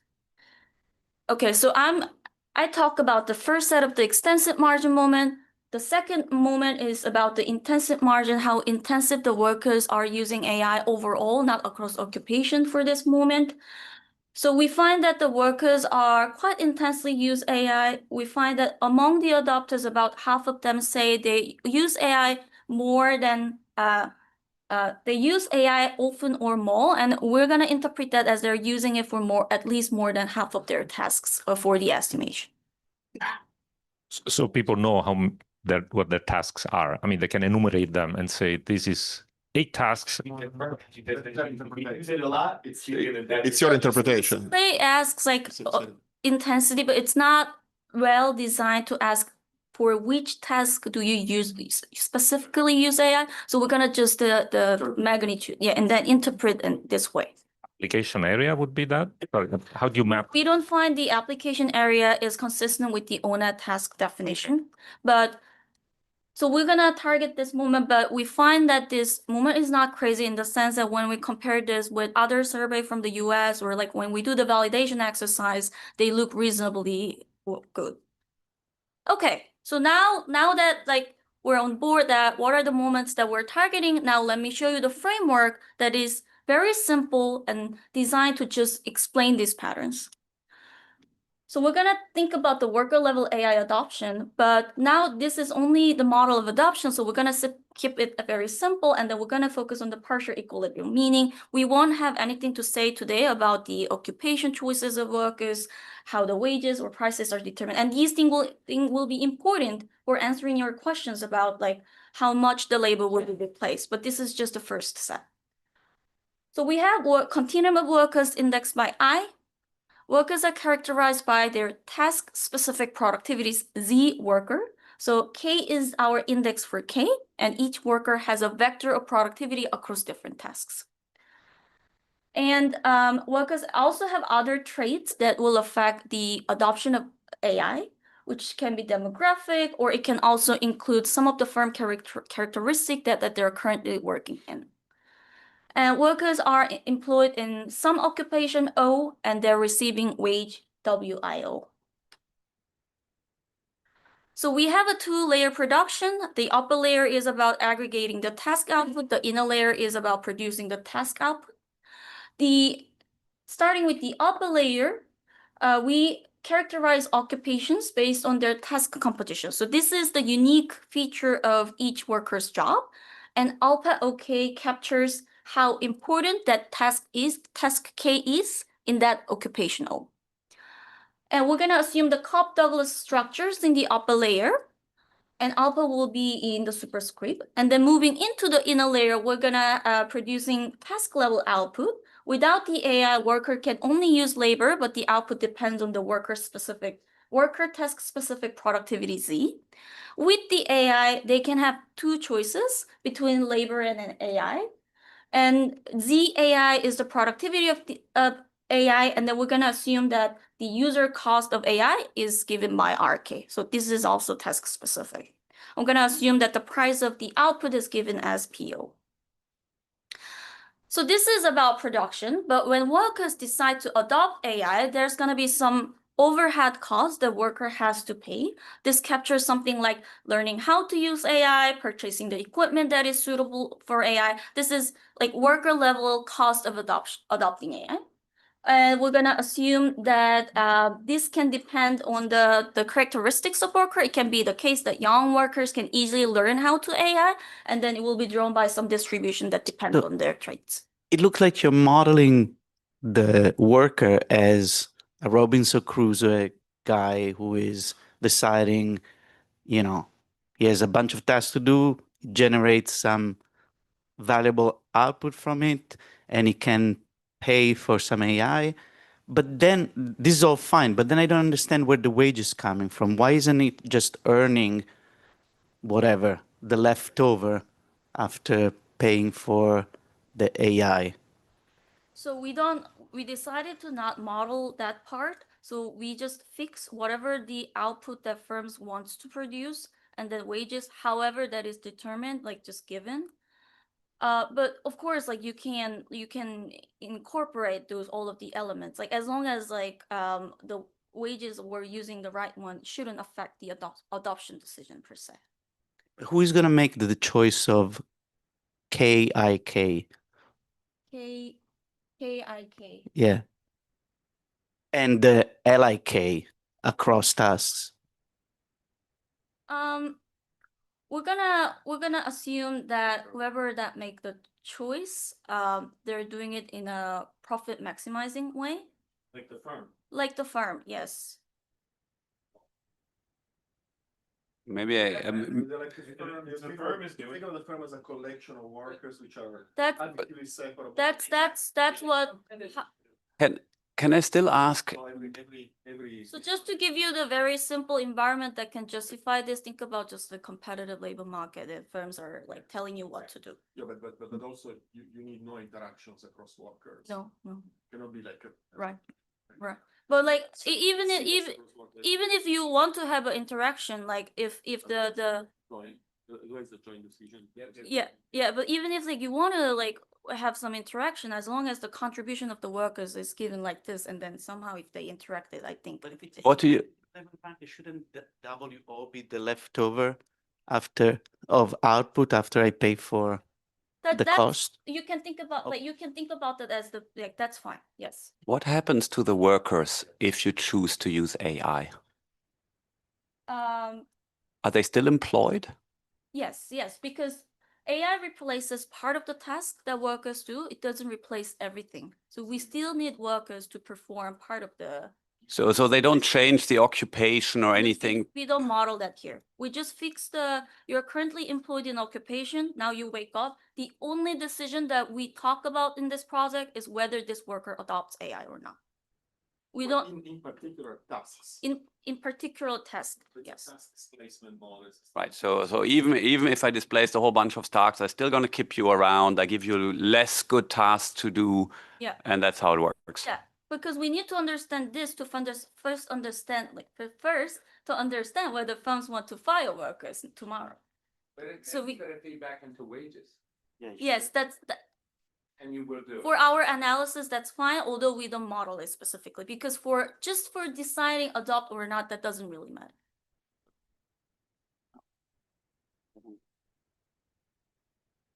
Okay. So we're serving the cost minimization problem under the CRS technology. We can just focus on the unit cost to solve the problem. So I will tell you first how the unit cost looks like without the label. With the label only here with the simple Cobb-Douglas functional form, the unit cost will be simply a function of the wage per worker productivity, and then we're gonna combine all of this task level unit cost using this alpha, which is the occupation specific task competition. But now with the AI, we have a choice for each task, either to use labor or AI. So we are thinking about the comparative advantage of AI at the task level. And then the worker will use AI if and only if the cost per productivity is lower there. So the only change from here to here is that we are taking the minimize because we're choosing the best one between the labor and AI. That's the only difference. And from here, we're gonna. So what happens to if I adopt more? What happens with my leftover time? I'm gonna allocate to other tasks. The pay WIO per unit of time. So WIO is the Wage rate. shadow price of labor of of individual at O. What happened if all the tasks start getting used up and you have to go sweeping the floors, even though you're a PhD? Isn't there some with that WI? Yeah, so Isn't that in the background? That possibility? Well, Not yet. we think the story is valid, but we're not doing it here because then we need to think about, okay, like now with the AI, like my wages look like this. Do I want to change the occupation, right? So we don't model that margin, but we will still think about, okay, AI writes the paper well. So do I allocate more time just for the research? We only have that margin. So so this is not happening in our model using the moments that we see in the data, but in the very far future, it can happen. But at least you will see that in the short run, that won't happen. I will tell you why. Can I still ask Yeah. one question? These workers are locked in. I can't fire them. They are just stuck around, right? There's nothing I can do with them. Why is a wage showing up in the equation? I can't do anything with them but to pay them the wage. Why is the wage there? So just to keep it simple, the timeline we have is the wages are determined yesterday, and then today I'm just deciding either to adopt AI or not. I agree, but I have to pay the wage no matter what I do. That wage is sunk. I have to pay the worker. Why is the wage showing up in the equation? The wage is already gone. The wage is sunk. No, What is it doing in the you equation? pay only if you use it. No, these workers are there. That's what the assumption in the entire thing No, is. they cannot. It's an hour. They can allocate labor supply, right? You're sitting there. Sorry. So so there are different ways we justify these things. So I will tell you the simplest one. And so the assumption is that the wages are set in the market for each type of the worker. So wage IO. For the type of Z vector in occupation O, this is the market wage. And then firms are having a multiple production line with different types of work. But let's focus that firms hire one worker indexed by I. Then I can decide how many workers to hire today, and then I can decide whether to adopt AI or not. But I cannot decide wage. That's one way to just. But I thought you said And I could hire one of them at WI. Yeah. Or not. Or not, yes. So there is. Or like, I can. margin that they're going on. It's I'll, just a perfectly elastic. but also I can decide how many workers to hire. But let me ask, that's perfectly fine. I would be perfectly happy, but your answer to Guido was very different. Yeah, so sorry for creating a lot of confusions. So this is the one micro foundation we stick for the main part, and then we talk about like other labor market structures that can give, but let's stick to this interpretation. But today. so the workers are fired in the end. Not filed. They're just not used. This, You were hired. this is a static model. So I wake up today, I. Can I try this? Can I try this interpretation? Yeah. Ex ante, Mm. you're deciding, I got these workers WA. You got some R's, you got these Z's. Mm. The ex ante marginal decision is how many workers do I want? Mm. And that's why it's in the thing. In Mm. other words, I'm looking forward to it. You say ex ante, how many workers do I want versus how much am I going to do AI? And then ex ante, if things go bad, you don't hire them in the first place. You don't hire. Then I understand that condition. Exactly. Yeah, that's the micro foundation. Now, from now on, I'm sticking. It's the ex ante the- decision. It's not it.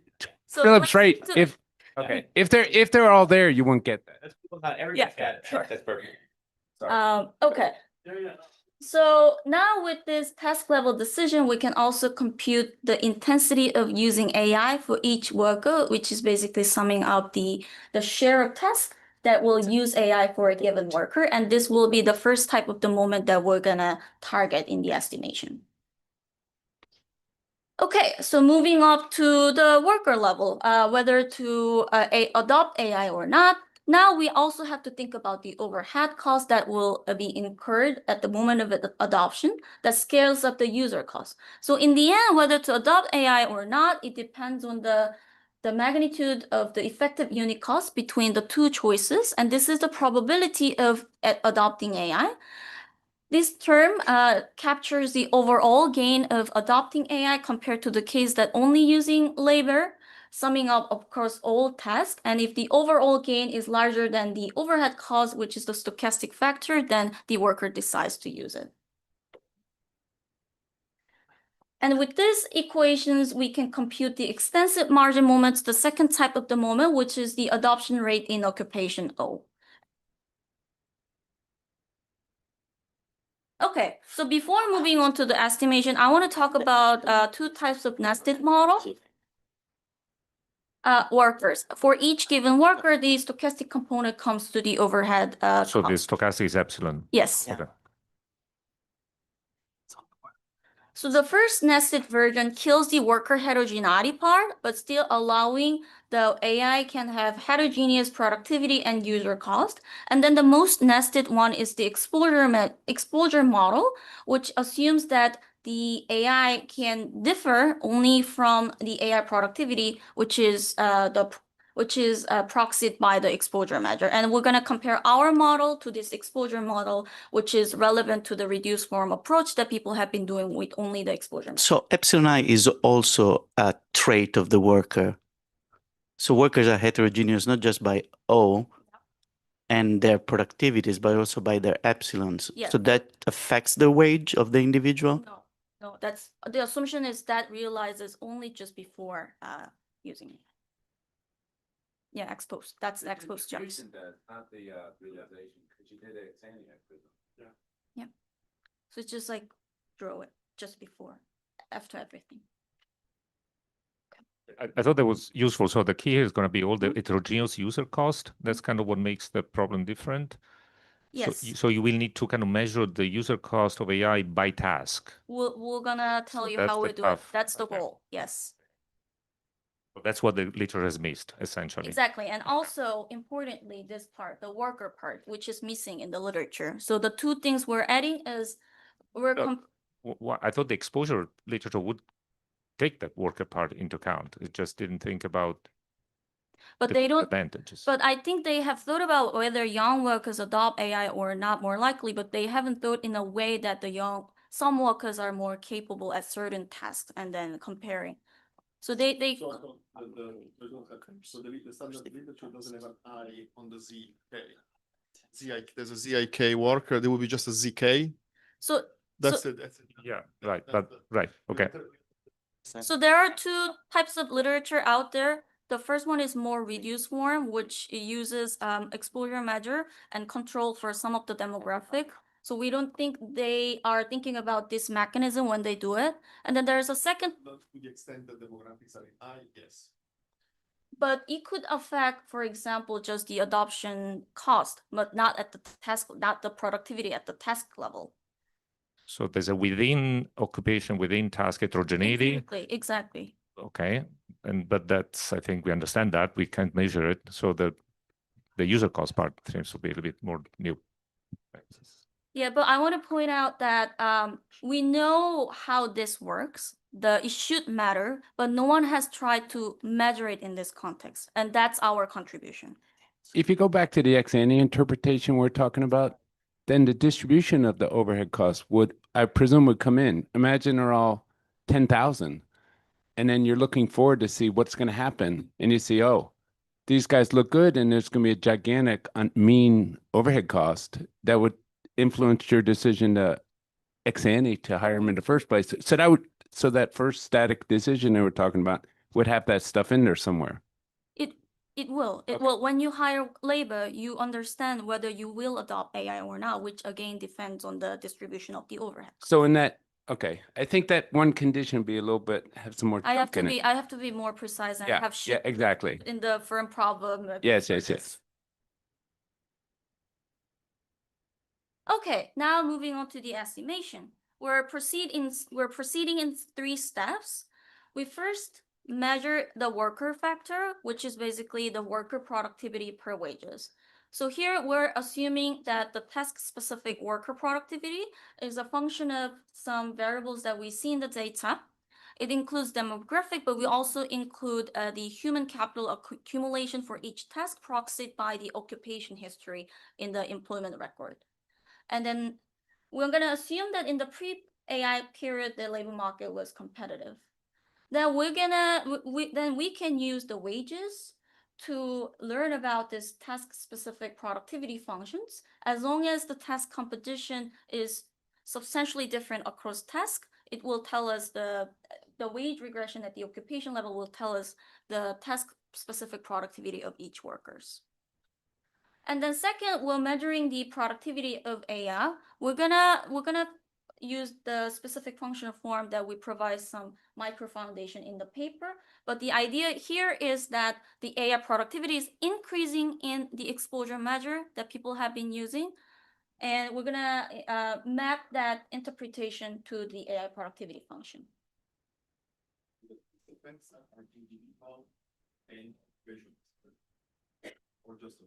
Occupation fixed effect to kill out the price effect, the occupation price effect, just the occupation.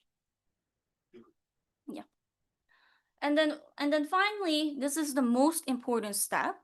We're gonna infer the remaining parameters, the user cost, and then the shifters that go into the overhead cost from the observed 2 group of moments that I illustrated before using the framework. So the alpha is coming from ONET, and then we use 9 tasks. So let me tell you a little bit about intuition, how we do the estimation for the 3rd step, which is most important. So in the paper, we formally show that we can locally identify all of this parameter using the 2 types of moment under some rank condition. But let me just give you the brief intuitions. So first, the user cost can be inferred from the extensive margin. If we have 2 occupations that have the same distribution of worker types, but with different task competition, if we see more adoptions from the occupation, for example, the one that has more important communication tasks, then we're going to infer that conditional on the AI productivity, the user cost should be lower for that tasks. And then the second one, the overhead cost shifters, can be also inferred from the extensive margin by comparing the two occupations with the same task composition, but with different demographic. We can see whether the occupations with more young people adopt AI or not.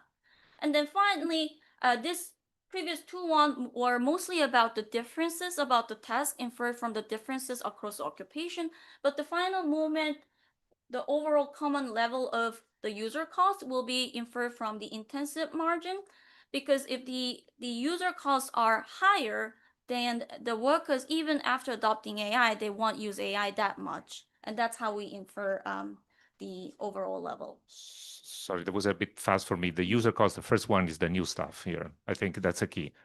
You're not really measuring compute or tokens. You're inferring this. So here, can you say it again? So you have this task composition from ONET, and now you're looking how one occupation adopts AI more, not for a task though, like in general. Exactly, at the worker level. And then So let me be very give an example about how we do it. Like the way we identify the model is through the revealed preferences. We're identifying the parameter that justify the adoption rate that we see in the data.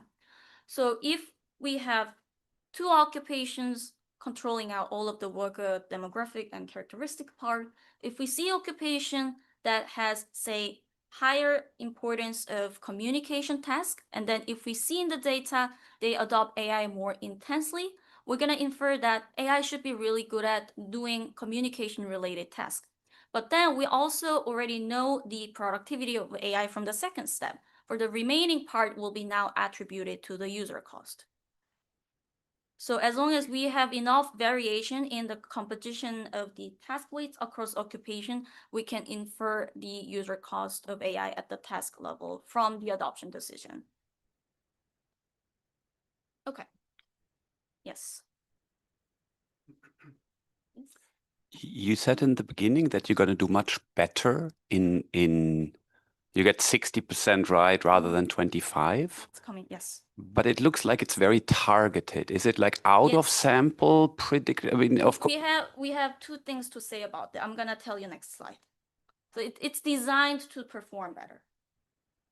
Yes. Yes, I totally agree. I'm gonna tell you about something about that. Okay, so here is the estimation results. Let me first start with the fit of the model. So our full models are in green. They're more clustered around the 45-degree line, where we have a scatter plot between the actual occupation level adoption rate and then the predicted one. But let's see the numbers here. Across the occupations, our model explains about 56% of variation compared to the model that only allows exposure measure to have a variation, which only explains about 25%. So it is designed to increase the fit, but the one thing that can be noticed here is that the improvement is substantial. So that's the first observation. So in the ACABC, you're penalizing your model for being so over-parameterized. Yes. So that like the model selection criteria, although we use more parameters, still favors the full specification of all the things. But let me tell you more about the model validation. So we validate the model first by comparing the importance of tasks among the AI usages computed from our model, and then the data provided from the Anthropic, which is a completely different data source, and then we don't target them at all. But we do find that overall, the share of tasks among the total AI usage aligned reasonably well, which is one validation of the model. It's not a mechanical improvement of the fit by including more parameters. And then what we also do is we estimate the model only using the subset of the sample, and then predict the out of the sample, and then see how the fit improves. And then the numbers are of course not exactly the same, but we do see like this huge increase in the fit. So for these two reasons, we think even if like the model is designed to fit better, the improvement is substantial, and then there is something about comparative advantage that help us to understand the adoption. Does that answer your question? Yes. My only question is whether one could have taken a more exogenous measure of I mean, you back out advantage precisely to hit those rather than saying there's some other way of inferring advantage. Great. I mean, if you have a good measure about each of the ingredients, we could definitely have done that, but it's just too hard to measure the user cost of AI at the task level because so here, user cost, when we say user cost of AI, I should have said that earlier, we're taking a very broad stance. It could come from technological costs like token prices, but it could come from, say, the regulation, and then we believe that's what's happening from the estimates that we see in the data. So it's a really difficult to measure. So it would be ideal to measure it directly, but since it's so hard, we're doing the opposite way by matching the data. So did you try a split sample? We on did. that? You did. Yeah, Okay. we did. That's what, yeah. Okay. Sorry, I was walking out. yeah. In the model that you then estimate, Mm. workers are homogeneous, is that right? Conditional on the occupation, Oh. except for the epsilon. And the epsilon is the only reason for why, no, what's No. the, because the wager is homogeneous, then there's the productivity draws. They have vector of productivity across tasks, which Yeah. is key to pin down the comparative advantage. In what you estimate, then the data is not a worker-specific heterogeneity in ZIK, but it's a distribution at the occupation level of that ZIK. So that's heterogeneous across occupations. Yes, And the yes. Okay. In the first step, we estimate the worker part from the wage information.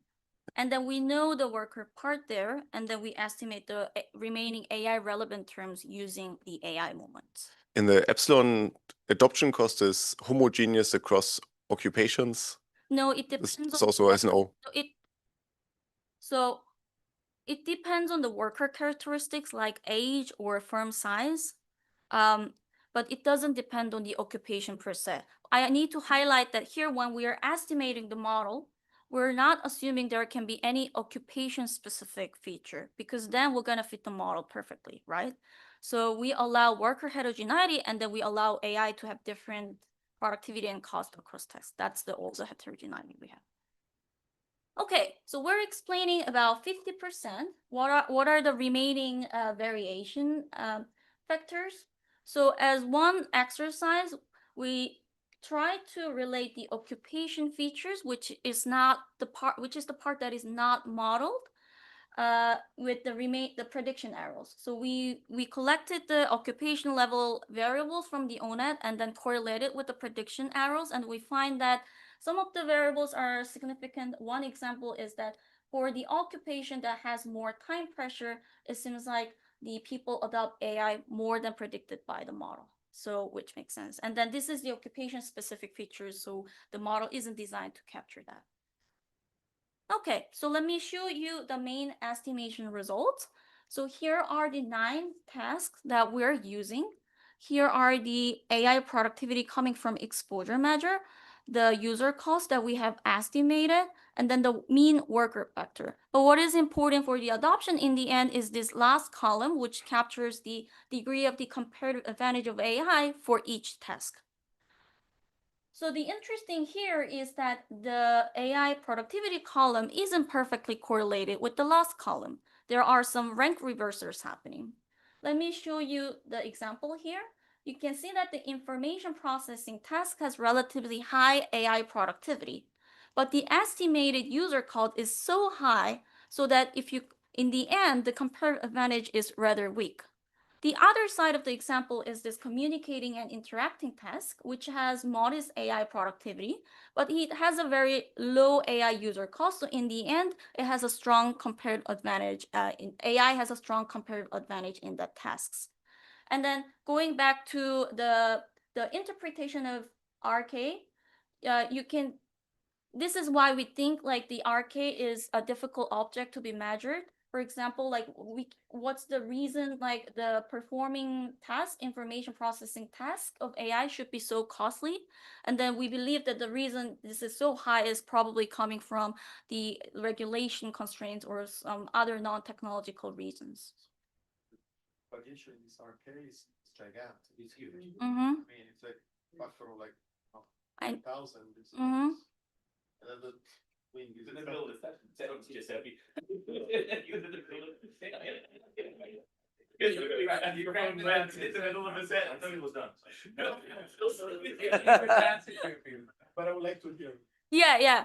Okay, so the variation depends like on a lot of stuff. Like for example, it will sensitively depend on the variances in test composition. Test out the differences in test composition. So if we see more dispersed, like so it could come from the noises in the test composition, but it could also come from the assumptions that we made on the production function. For example, like the Cobb-Douglas, like this substitutability across the test, like these will all determine the variance of the RK across tests. So we don't give much meaning just in the magnitude of the variance, but yeah. And so, I mean, this makes me think that if you think in terms of like economic theory, a model will, if you add on top of this a model with directed technical change, will be enormous incentives to reduce the RK in certain sectors because the gains are enormous. So these variations will not last over time, and they would affect adoption. I mean, we think like a large part of it is just basic.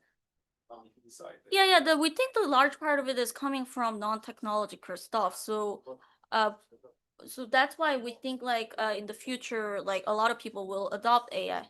And then like whether there will be a huge gain from AI adoption or not, it will also depend on a lot of parameters like substitutability. So we don't exactly compute that as one of the main results, because model is specifically designed to speak about the adoption, but we give less meaning to the magnitude of the variance, but more about the orders.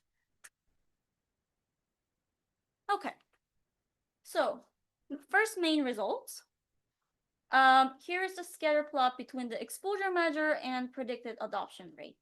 So we have a quadrant here, and then the non-diagonal quadrant are the ones that the prediction from the exposure measure diverge from the predicted adoption rate. And this line represents the mean of each variables. So we find that the teachers have modest exposure measure, but their adoption rate is higher than the mean. And the other example is accountants who have high exposure measure, but rather low adoption. And then why? The reason precisely coming from the previous table. For teachers, the communication skill is important. The communication AI exposure is relatively low, but we know that the estimated comparative advantage is rather high because of lower user cost. And then the opposite is true for the information processing. And then for the accountants, this task is important. And then you see that this rank reverser between the exposure measure and comparative advantage is driving the differences between the adoption rate and exposure measure.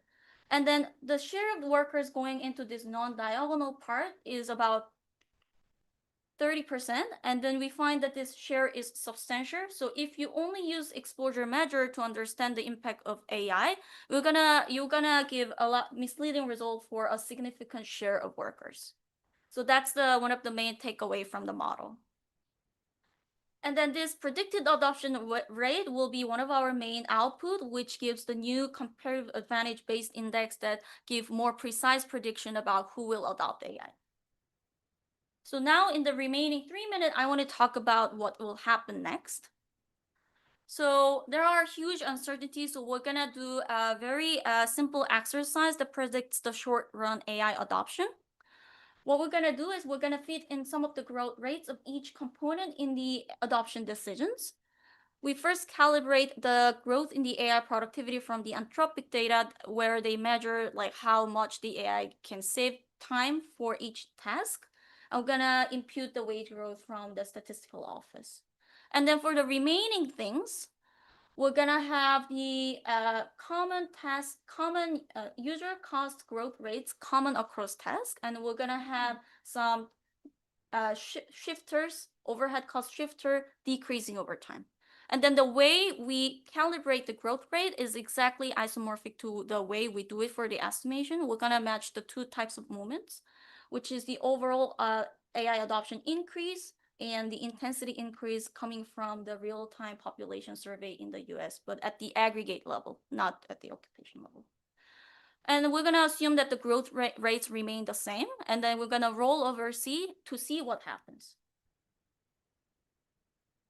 The first observation is that we will see a huge increase in AI adoption in 3 years. But the interesting thing is that a huge part of it is not coming from the AI productivity increase. The AI productivity increase that the data document is way smaller than the adoption rate increase that we see in the data. And then we believe a huge portion of the AI adoption will be coming from not only coming from the productivity, but also the decrease in the user cost, but mostly the decrease in the overhead cost. So it's gonna be more accessible to a huge set of workers. In contrast, we do find that the intensive margin doesn't increase much, which means that there's going to be more workers using AI, but for each worker, the share of task or the intensity of AI usage will remain relatively stable, at least for the short run future. And the final question is, which occupations are next? The interesting thing is, although the IT occupation, which is top currently, remains the top at in terms of adoption rate, we see a huge increase in the occupation that is sitting in the middle, like the accountant, the one that is not highly exposed, but the one that has modest exposure measure will see the biggest increase, and we see some increase for the low exposure occupation too. And finally, if we predict the AI adoption only based on the increase in the AI productivity, we see a different picture. I mean, as predicted, we see a small increase, but what is more important is that we see qualitatively different adoption increase, mostly concentrated at the occupation with highest exposure. So just to conclude, we believe that there have been too much focus on what AI can do, but too little on whether its use is profitable or not. And then we believe that understanding the comparative advantage can be the foundation for the future research that talks about the impact of the AI on labor market. Thank you.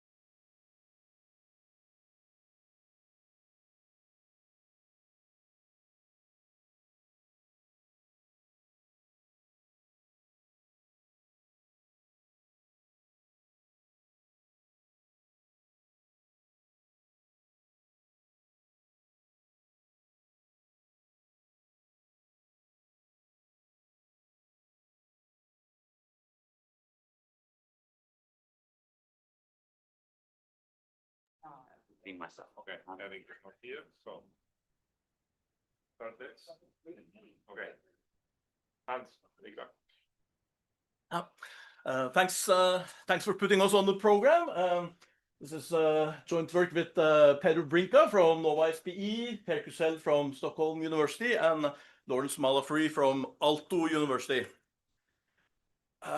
So this century has been characterized by large sudden episodes of large sudden movements of people from poor to rich countries, often triggered by wars or natural disasters. Prime examples include the wars in Syria and Ukraine.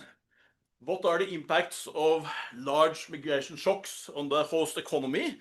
How are native labor markets affected? We know that Western economies differ quite a bit with respect to welfare state institutions, and Augustin Kugler shows in the context of the Balkan crisis that the impact of migration depends quite a bit on labor market institutions.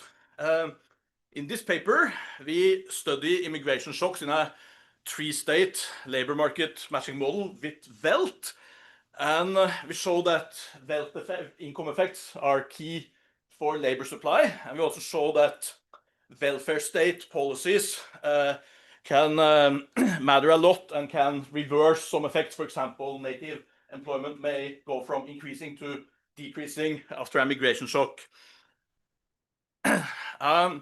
So motivation.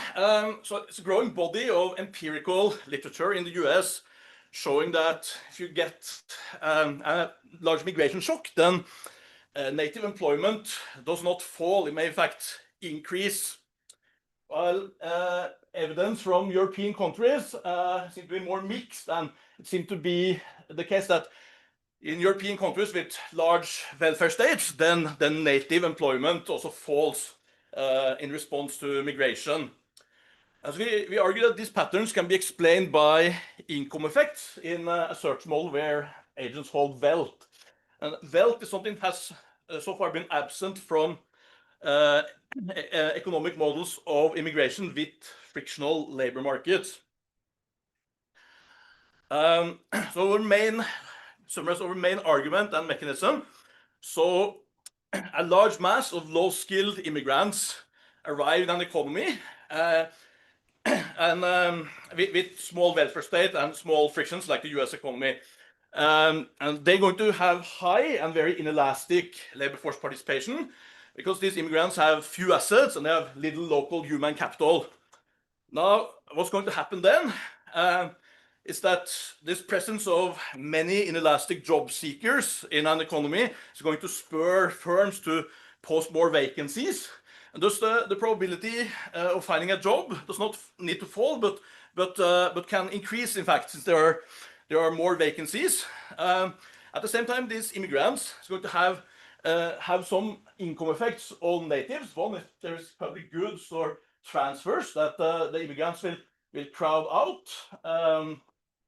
And second, so over time, wages will fall as the immigrants, as they all become employed. And this also creates an incentive for natives to work now, since wages will be lower in the future. So there will be positive income effects on native labor supply. And this will again lead to an even larger incentive for vacancy posting, because now labor supply is less elastic. And then we show that this effect can be reversed if there is a large welfare state with large transfers. Then immigrant labor supply will be elastic. They will participate in the labor force much lower numbers. Then this vacancy posting effect will be dampened, and also the future wage effect will be dampened. But at the same time, wages go down, and now there's not strong income effects to counteract the substitution effect from lower wages. Then employment falls, and also natives drop out of the labor force when you get an immigration shock.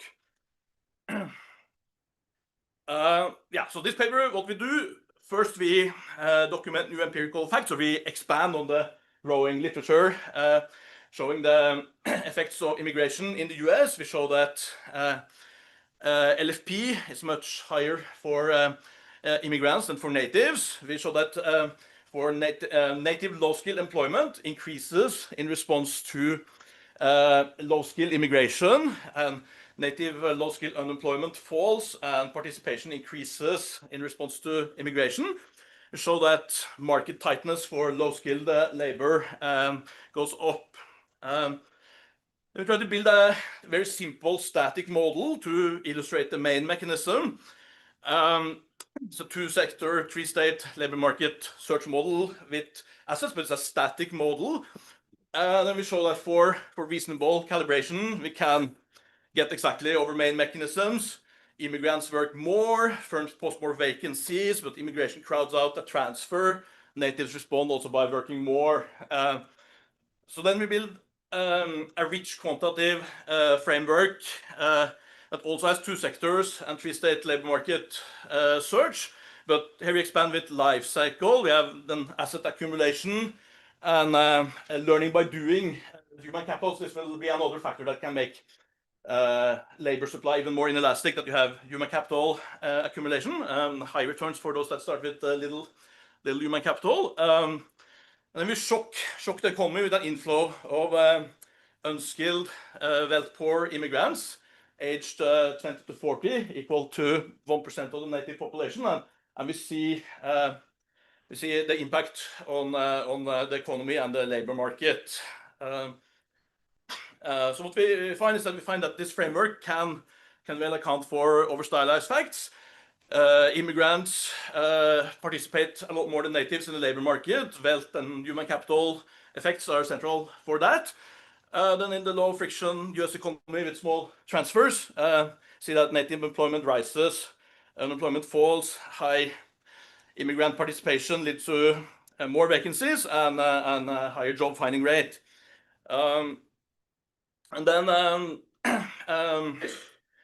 initially native quit rate falls, native entry rate goes up, and driven by both crowd out of transfers and a future wage effect. Wages will be lower in the future.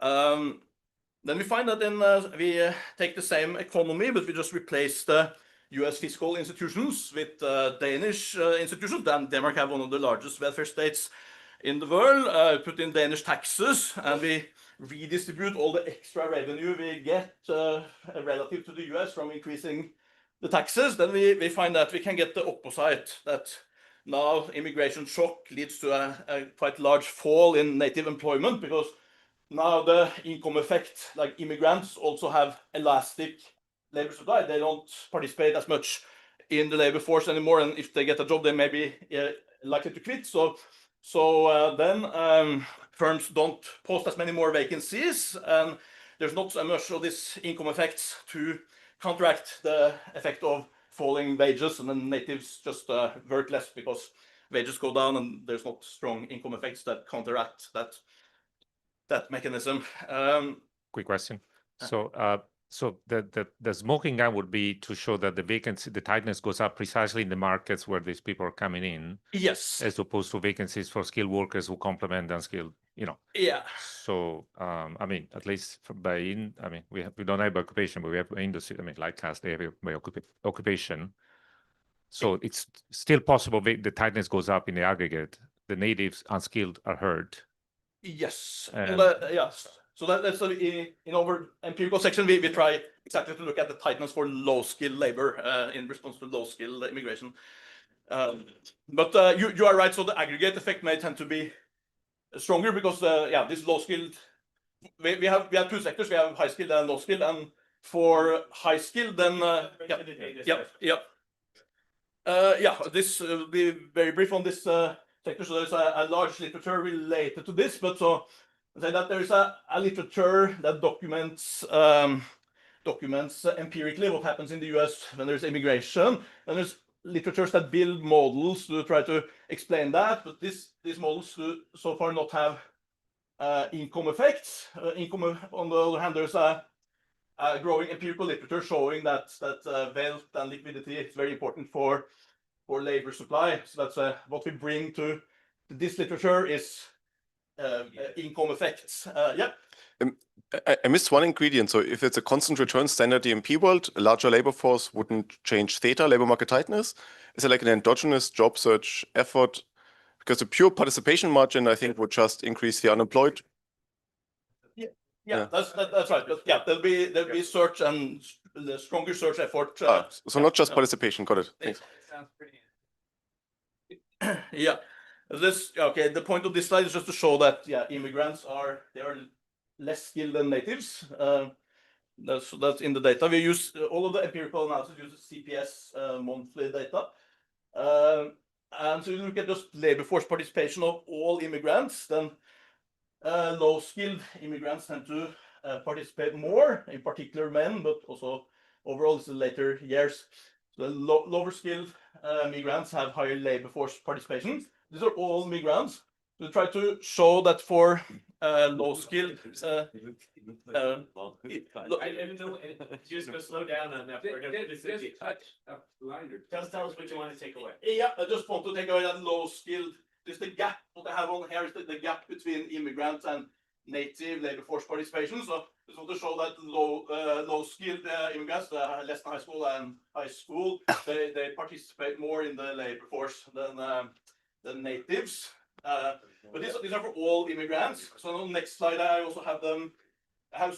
There's a survey question by how long they have been around. So I guess this we have in mind like a shock on new immigrants, right? So for immigrants, there's a survey question. If you people who are going from E to U, if you're found to be unemployed, they ask, are you unemployed because you quit?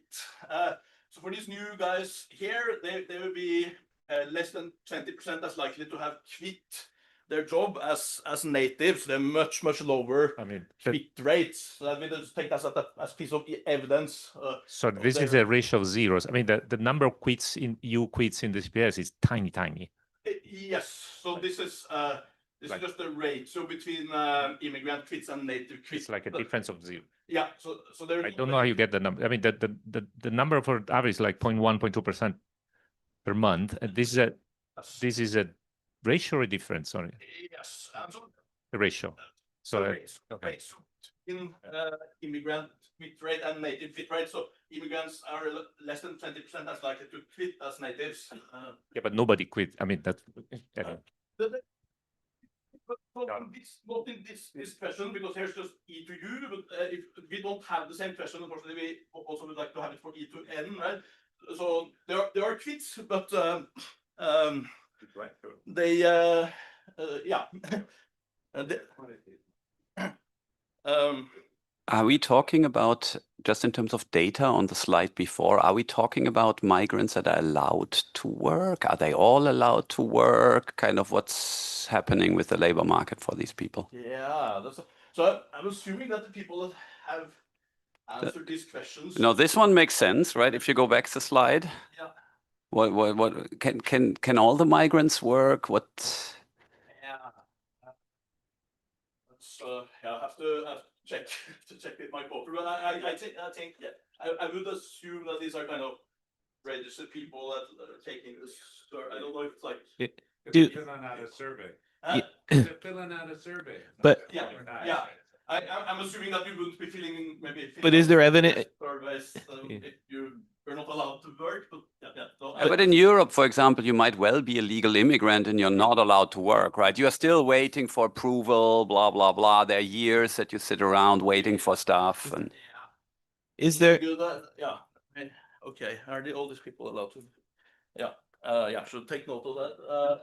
But do they answer survey? I mean, I'm just this is just ignorance. So Yeah. is there an underrepresentation of immigrants into the CPS? Yeah. So yeah. I'm assuming. Correlated with work. What's the other data? But yeah, I need to Arrests. I'm trying to think of something else. Yeah. So I have a related question. So basically, this is assuming that the immigrants that came after the pandemic are the same as all the other ones before them, right? And there is a lot of evidence that they are not, that most of them are undocumented and have very different characteristics. So if they are in the survey, so yeah, I guess I wasn't as interested even in the time trend as in the that there. I just wanted to show that there is a difference, and I wanted to show that they have lower quit, especially the ones that have stayed for short time have much lower quit rates. That was the point I wanted to make from this as a motivating evidence. And then then we run like local projections, like fairness standard local projections. And here I guess the interest would be in the share of low-skilled migrants and how that affects different variables, the employment rate, the participation rate, the unemployment rate, also the flows from U to E, E to U, N to E, and also the low-skilled tightness. So there we find that there's an increase in employment and a fall in unemployment when the share of immigrants increases, and we find low-skilled participation increases, and low-skilled labor market tightness, vacancies overdue, increases in response to an increase in immigration share. How is this event identified? Yeah, what's the source of variation? Yeah, that is. Is this across space? So it's yes, we have monthly data, and then we run this regression. So I guess we have. There's no instrument. There's no instruments. Okay. It's just a share. Yeah. Oh, so I mean, this is I call it stylized facts. I mean, but we're trying to complement the growing literature on yeah. But usually I would think that the reason why some of these shares are going up if you don't use an instrument is precisely because of the labor market conditions that are either there or that you expect. Yeah. I mean, that seems right. Yeah, some control. So we control for industrial production and I guess likes of industrial production. So I guess we just pick up overall economic activity, but doesn't have to be relative activity. If you're coming from Mexico, you could be pulled in or pushed out. Crappy situation in Mexico, great situation expected in US, and so forth. Yeah. So how do you do the Mexican side? Okay. So yeah. So you could hold be. I mean, that's the card instrument uses pull and push stuff. You know, based on where the immigrants are. Yeah. That's where they go because they're friends. No, I don't think so. That's yeah. I don't think we have that. Yeah. So we I guess we are still working on this empirical section. So, but yeah. I mean, this is very useful actually. That you say these are good comments. I think.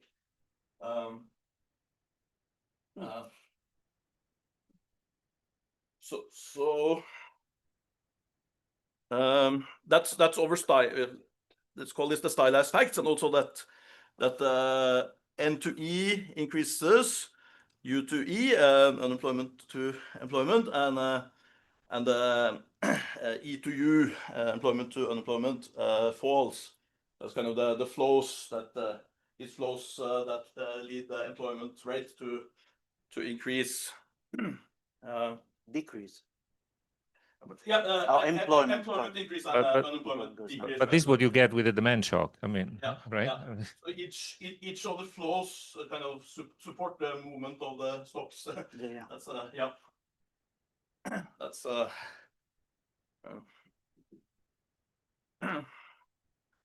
okay. So that's over stylized facts. And you don't have a picture on wages. Because for your story to work through, the average wage in the low-skilled worker should go down. Yes. So I think it's very well documented that it goes down, but you're right. So I don't have that picture and should probably compare the model to the data. Would be maybe useful. Yes. But I think it's a large body of literature showing that wages fall. But I guess I should maybe have a picture with wages in my analysis. Yeah, sure. So in so let me first build a very simple static model Here it has two sectors, and households will choose to search, and if successful, if they find a job, then they can also choose to stay in the job or quit. So then searchers will incur a sunk cost for searching, and then have some probability lambda of finding a job, if they have a job, they earn a sector-specific wage, and they incur a utility of of working. If they don't find a job, they will receive unemployment benefits, and then they have assets, and there's some endowment, some distribution of assets, and so because of this asset distribution, there's going to be two cut-offs.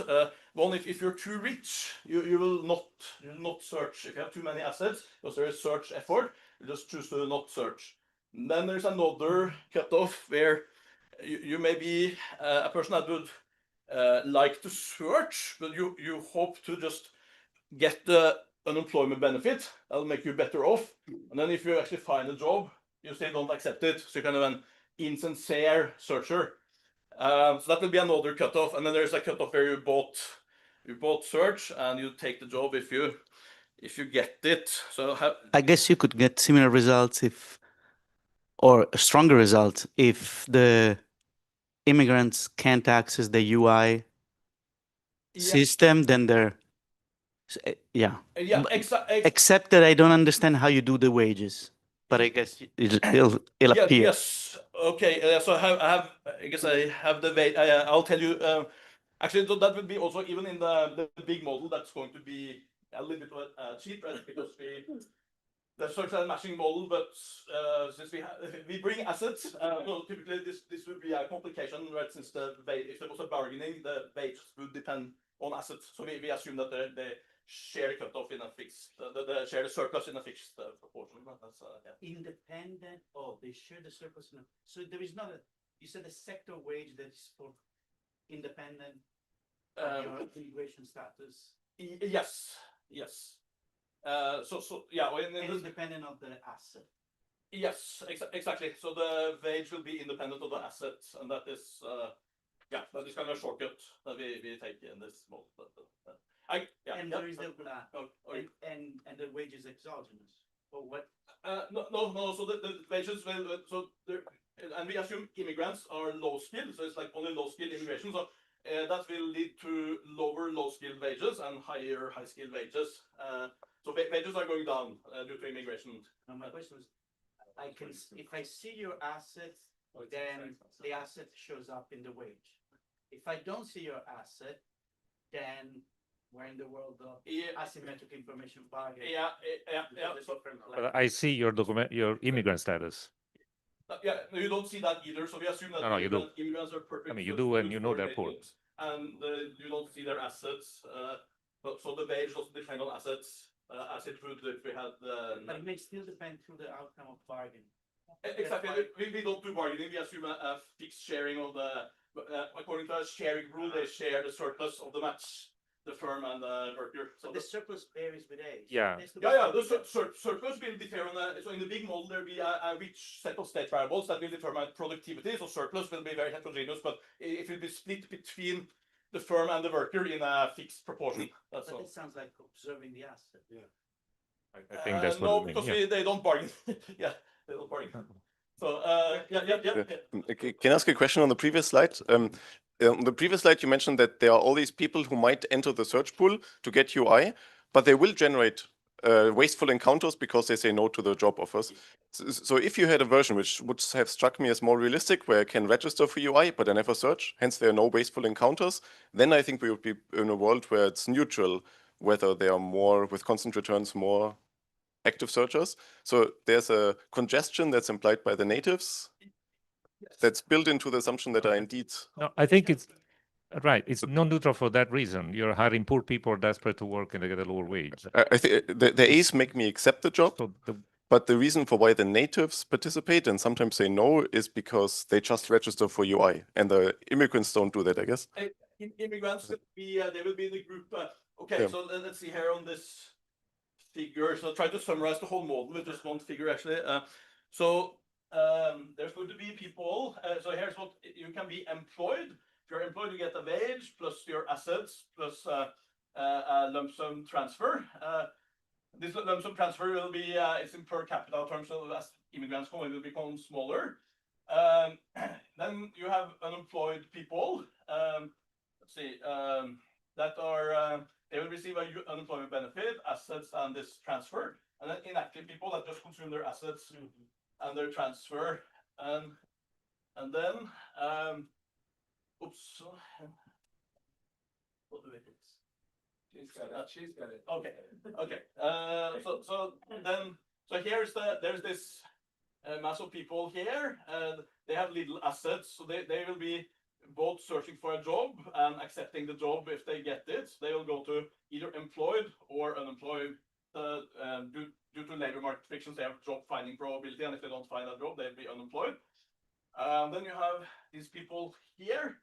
They're searching for a job, but they hope to get here to get unemployment benefits. So if they find a job, they will actually go here. So these are what we call the insincere searchers. And then we have people that are just too rich that are not even searching at all. So then, yeah, households, they maximize their expected utility by first deciding whether to search, and then this utility from searching. But then if they find a job, they decide also whether to keep the job or not. They don't have this utility from working. And of course this also will. So when there is immigration, then immigration will increase L because the immigrants arrive down here maybe with very little wealth. So then L increases, then L plus Q will determine the firm's job finding. The job finding rate will depend on L plus Q. And then there's also quitting in the firm's value function. There's like the probability of finding a worker, and then there's the probability of quits. So the firm will be affected by both by size of L and Q, and then by the size of Q relative to L is the quitting, determines the quitting probability.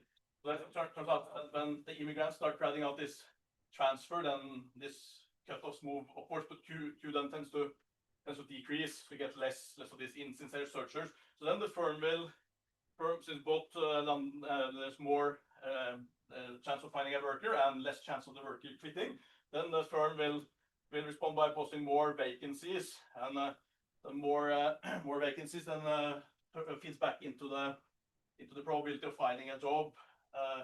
So then Can you go back to Guido's question? If I have a high A, you have a low A, we go up to the firm. What do we split differently? I have 10,000, he has $2. What happens when I go up to the firm? Exactly. So the firm, it's just that there's a fixed rule saying that you will split maybe 50-50. No. Split what 50-50? If I have 10,000, it's a different surplus to split than if he has $2. So when you say split equally, do you mean you see I have 10,000 and therefore you give me amount? Oh, so you do CDA? Yes. Okay. Well, don't see that.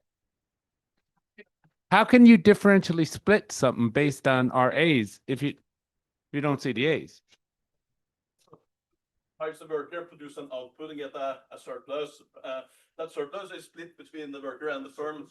The surplus is a function of what? Is the surplus a function of A Not or not? No, it's gonna do all in meal. Not the individual A. You split the flow Y minus B. But so in the simple model, the capital stock is fixed. Also, but in the big model, there is an interest rate, right? There's a cost of capital in the big model. Second question: if there's a high wage sector and a low wage sector, and I'm going to be an inactive guy anyway, do I search in the high wage sector because I don't really want a job? I just want to fill out a form. So therefore I get turned down more, but in the weird case I actually get working, I have a higher probability of working and searching the low wage sector because I'd automatically quit. Do you have that in there? So it's this kind of education. So you're either high skilled and you work in high skilled sector, and then So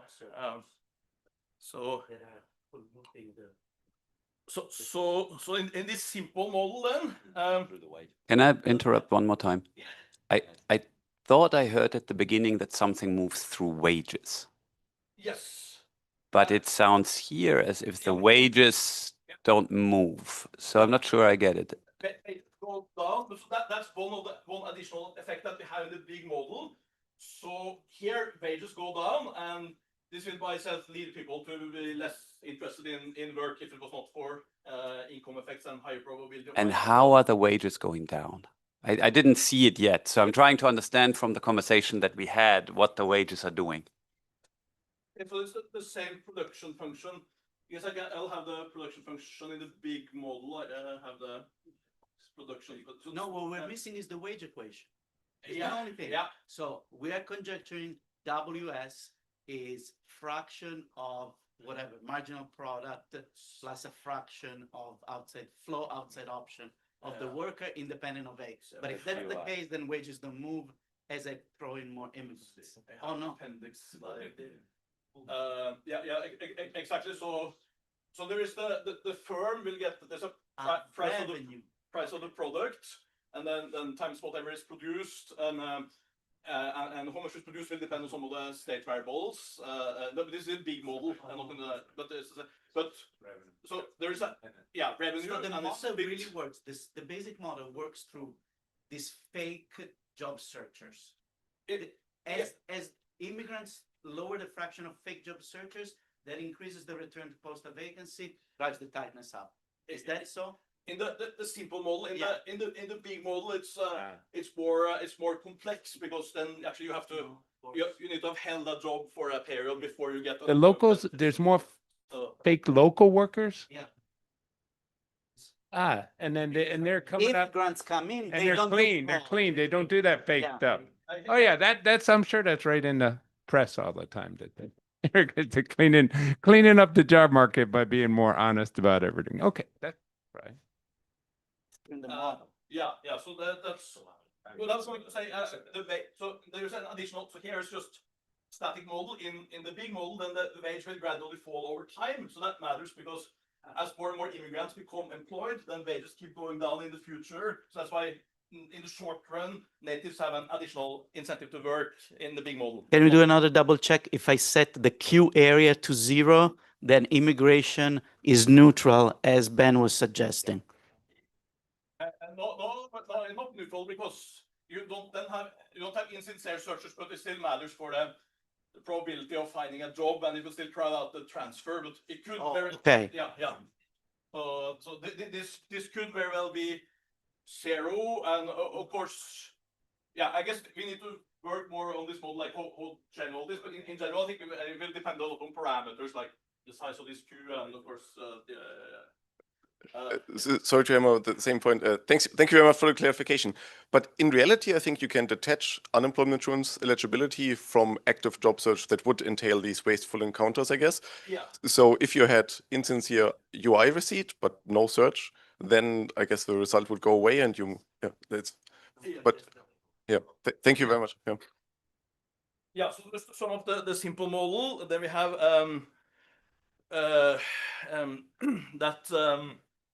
immigration. Then low skilled wages go up, high skilled wages go up, and then this L area increases, and then firms will post more vacancies, but the lump sum is crowded out, and then you get that since there are more job searchers, and also they are more likely to accept a job, then the firms post more vacancies, and then in the aggregate for some calibration, it turns out that native unemployment can fall and employment can rise, and there are increasing body of empirical literature finding the same things. And then in the big model, so the big model is kind of it's combining a Bewley-Huggett-Igari setup with the Diamond-Mortensen framework. So the starting point is the paper by Kursel, Mukoyama, and Sahin. And so that's a matching model with Welt.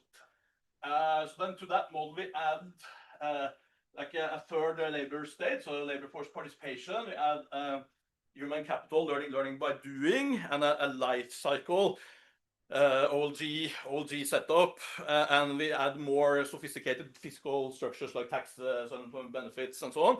Then we make that one shortcut. So in this paper, relative to that paper, here there's a wage bargaining, and the person's wage will then be a function of the assets, because if you are richer, you will bargain for a higher wage. So that is the shortcut we take here. And maybe later, of course, maybe future versions or future papers will not make this shortcut, right? But that's for now at least. So then just fast model description. Of course, we need time to look at the results as well. Can I ask you? So I thought that the issue with the IAGARI setup is that the effective bargaining share depends on the marginal utility of the consumption through a wage that depends on assets. So you had an appealing feature that richer people would get a lower share. But then you could go around it with a recruitment agency or hiring agencies. Is this what you're trying to do with the splitting the revenue rule that you were describing? Because so for now, let's have a simple rule. The firm gets a fraction of the surplus, the worker gets one fraction. But yes, maybe there are other features that we could be more realistic, that we could try to incorporate them. Yeah. Because at high level of assets in the Mokoyama, in the earlier reset, it mattered very much for the results on the optimality of the UI design in their papers. Yeah. This potential non-monotonicity at high level of assets. I see. Yeah. It is a complicating feature. That's why we don't have it, right? But it's yeah. Hans, just quickly, why are we putting all these things in there? Is it because we want to know by age what happens to these people and things like that? What? We have the simple model, and I guess the richer model, I guess we want to potentially like model that wealth varies by age, and young people don't have much assets. But then also the human capital. Life cycle is one feature that is, I guess, related to experience and wealth and so on. So we assume immigrants are young people. So I mean, we could go simpler, but yeah. Yeah, but the actual goal in the end is to then tell us effects are on young agents are different than for old agents and all of that. Is like all of these moments we want to match? That's why we put all of this in.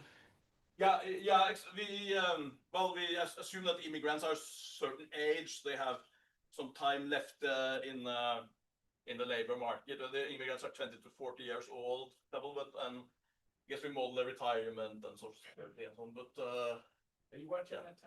that's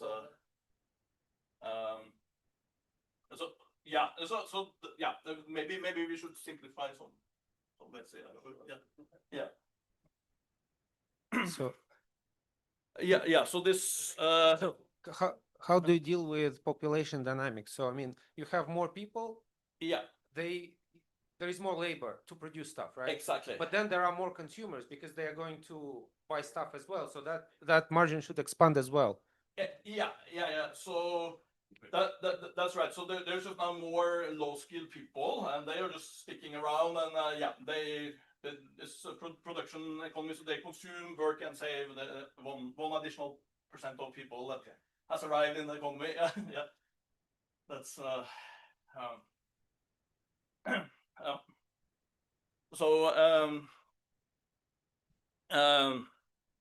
okay, so people are heterogeneous with respect to assets, labor market experience, idiosyncratic productivity, permanent skill type, and then they have this utility from participating in the labor market. And I guess this utility, we let it depend on age and sector of work, so it's like a polynomial in your age.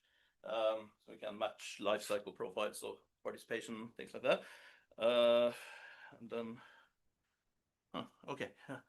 So there's like a standard labor market set up with a matching function in each sector, and number of matches is determined by the number of searchers and number of vacancies. And then there's some exogenous job loss probability, and then so here is just, I guess, the big Bellman equation. So you can either be employed or unemployed, right? So I guess this is unemployed. We get it. We get it. We get it. Yeah. We get it. Exactly. I guess you're right. I think we should probably look at the results actually. Yes. So there's the model. It's quite as similar to the simple model as possible, right? But much more complex. So there's also calibration. But so the benchmark experiment, we shocked this economy with a 1% 1% increase in the population, where the people that come are unskilled migrants between 20 and 40, and they start out, they have 0 assets and 0 human capital, and then they're allowed to compete directly with the natives as perfect substitutes when they arrive. So here is, and in some sense we are giving the best case that we can for immigrants to distort the labor market, right? Because maybe normally they couldn't work right away and so on, but in this economy they can just like start working immediately and searching for jobs. And then so they assume they are permanent residents, they pay taxes, all that, and start competing. And then this graph so just want to see, so immigrants are quite they're quite different from different from natives. For example, they participate more, almost 100% participation. They quit less. They start their employment increase over time, and eventually they get to much higher employment than the natives because they have much higher participation. Then so in the overall labor market, value of utility. Say again? Is there utility, like the present value? Yes. So utility depends on consumption and whether you work. Exactly. So, does that go down with immigrants? Yes, that I have. It's coming. Yeah, that's coming. Yeah. So when these immigrants come, then in the economy-wide overall, here's the high skill and low skill sector. So in the low skill sector, people start searching more. The firms post more vacancies. But initially, there's a small drop in tightness because now all the unemployed immigrants are there in the first period. But then tightness goes up because firms respond to the mass by posting more vacancies. You can see that then there's the wages. So low skill wages gradually drop, while high skill wages gradually increase. And earnings also, I guess this mirrors the wage. And so the employment rate, initially drops, but quite fast rises above. That this is the, I guess, the total employment rate. Then you can look at the native employment rate. So I guess natives, this is the elasticity. So per the increase in employment per 100 migrants. So if there's 100 migrants, there's 10, and then native employment goes up by 10. So for some time after arrival, natives will work more and participate more, and then over time they will decrease again because over time their wages become lower, so they work less than they did before. So the quit rate drops initially and then goes up, but also the participation has increased. So I guess this is kind of like the main short run results that we set out to explain, and then we have some decomposition.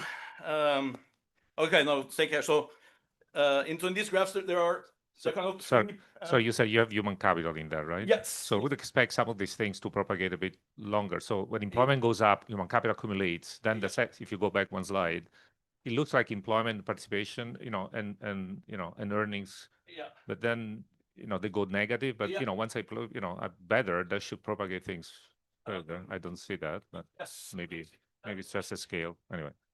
I think unfortunately, these wage effects, I think they continue. So these immigrants just stay there, And what happens is that as the immigrants accumulate more human capital, then there's even more supply of low-skilled labor, and so then wages become even lower.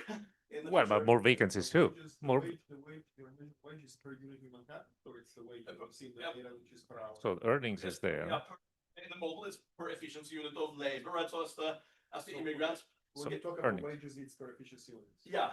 But yeah. you have earnings there. It's the price, exactly the price per efficiency unit of labor. Then Yeah. it's earnings. Earnings Yeah. is. And in fact, earnings, they don't fall on the Yeah.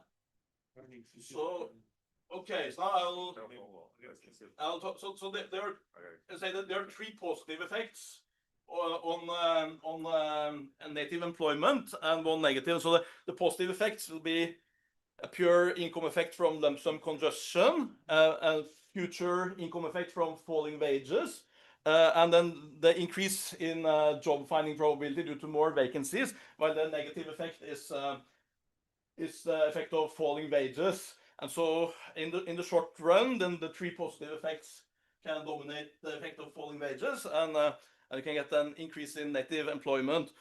Then so we have decomposition, so we're able to decompose the impact of the transfer congestion. So transfer congestion is like kind of going from the blue to the middle line, and then if you don't have the wage effect, then so here's like if we don't have these two effects, then we get these lines. Then we only have the higher probability of finding a job, not the income effects from wages and transfers. So you can decompose that, and then there's welfare and income. Overall, there's very little welfare effect, minus 0.15% in consumption equivalents, but it's divided so that high-skilled workers like immigration because their wages, they like low-skilled immigration because their wages go up, and low-skilled natives dislike it because their wages become lower. And then of course there's some increase in earnings inequality when this mass of unskilled people arrive. And then we finally replaced the US tax system, like the labor tax, the capital tax, the pension system, the consumption tax. Consumption tax is very high in Denmark. Actually, we replaced all these taxes in the US with the Danish taxes, and we take the extra revenue, we redistribute it as a lump sum, and then we can try the immigration again. Actually, we do two experiments. One lump sum is redistributed, the other one is lump sum is all the extra tax revenues are just thrown away. These have then opposite effects. So here is you have the experiment where you have only high taxes but no transfers. I have very high taxes. Now the employment responses are even stronger because everyone is very poor. Labor supply is very inelastic. So then you get even stronger income effects and even stronger increases in employment and participation. If you just have very high taxes but nobody gets any benefits from the taxes, then you get even stronger income effects. But if you have very high taxes and all the revenue is redistributed from the extra revenue going from the US to Denmark redistributed, then employment, there's like a very small initial spike in employment, but it falls much faster and it falls down very, very low to I guess this is like, so minus 20 per 100 migrants. So then we get pretty much, quite fast. What happens is then that we still have the negative wage effect, but there's not counteracting income effects. In particular, there's not more vacancy posting because immigrants have very elastic labor supply, so they will not be staying in their job. So and here's just the three cases because we have the benchmark. It's kind of like for this vacancy posting, we also have the benchmark case, the case where with high taxes and no transfers, poor people, and the case with high transfers, high taxes. So then there's just much less vacancy response. The search effort responds lower, and the labor market tightness does not go up as much. So to conclude, we shown empirically we have to work more on that. Obviously, that in the U.S. economy with low frictions and transfers, then immigration leads to a short-term increase in employment and job finding rates. So then a search model where individuals accumulate wealth and human capital can explain this finding through income effects. Immigrants are inelastic workers. Does this mean is it the end or does it have 1 minute? Okay. Yeah. Okay. Yeah. 20 seconds. Exactly. Immigrants are very inelastic workers. Then when they arrive in the economy, firms post more vacancies. And then together with congesting a transfer and a future negative wage effect that leads natives to participate more in the labor market and native employment increases. And but if on the other hand immigrants receive very generous transfers, then they have very elastic labor supply, and then you get the opposite effect. There's not a big boost in vacancies. The probability of finding a job does not increase, and natives drop out of the labor force. Yeah.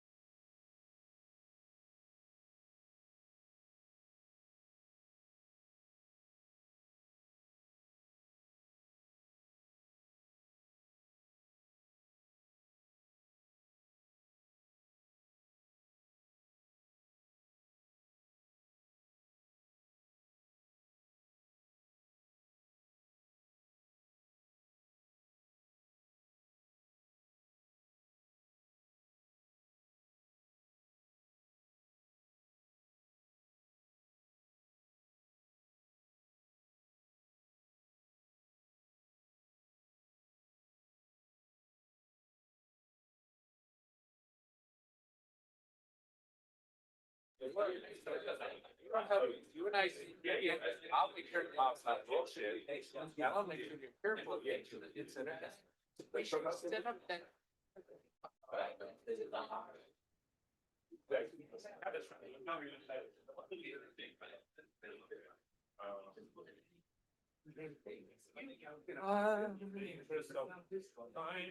have 1 hour for lunch for our group, so it's not for us.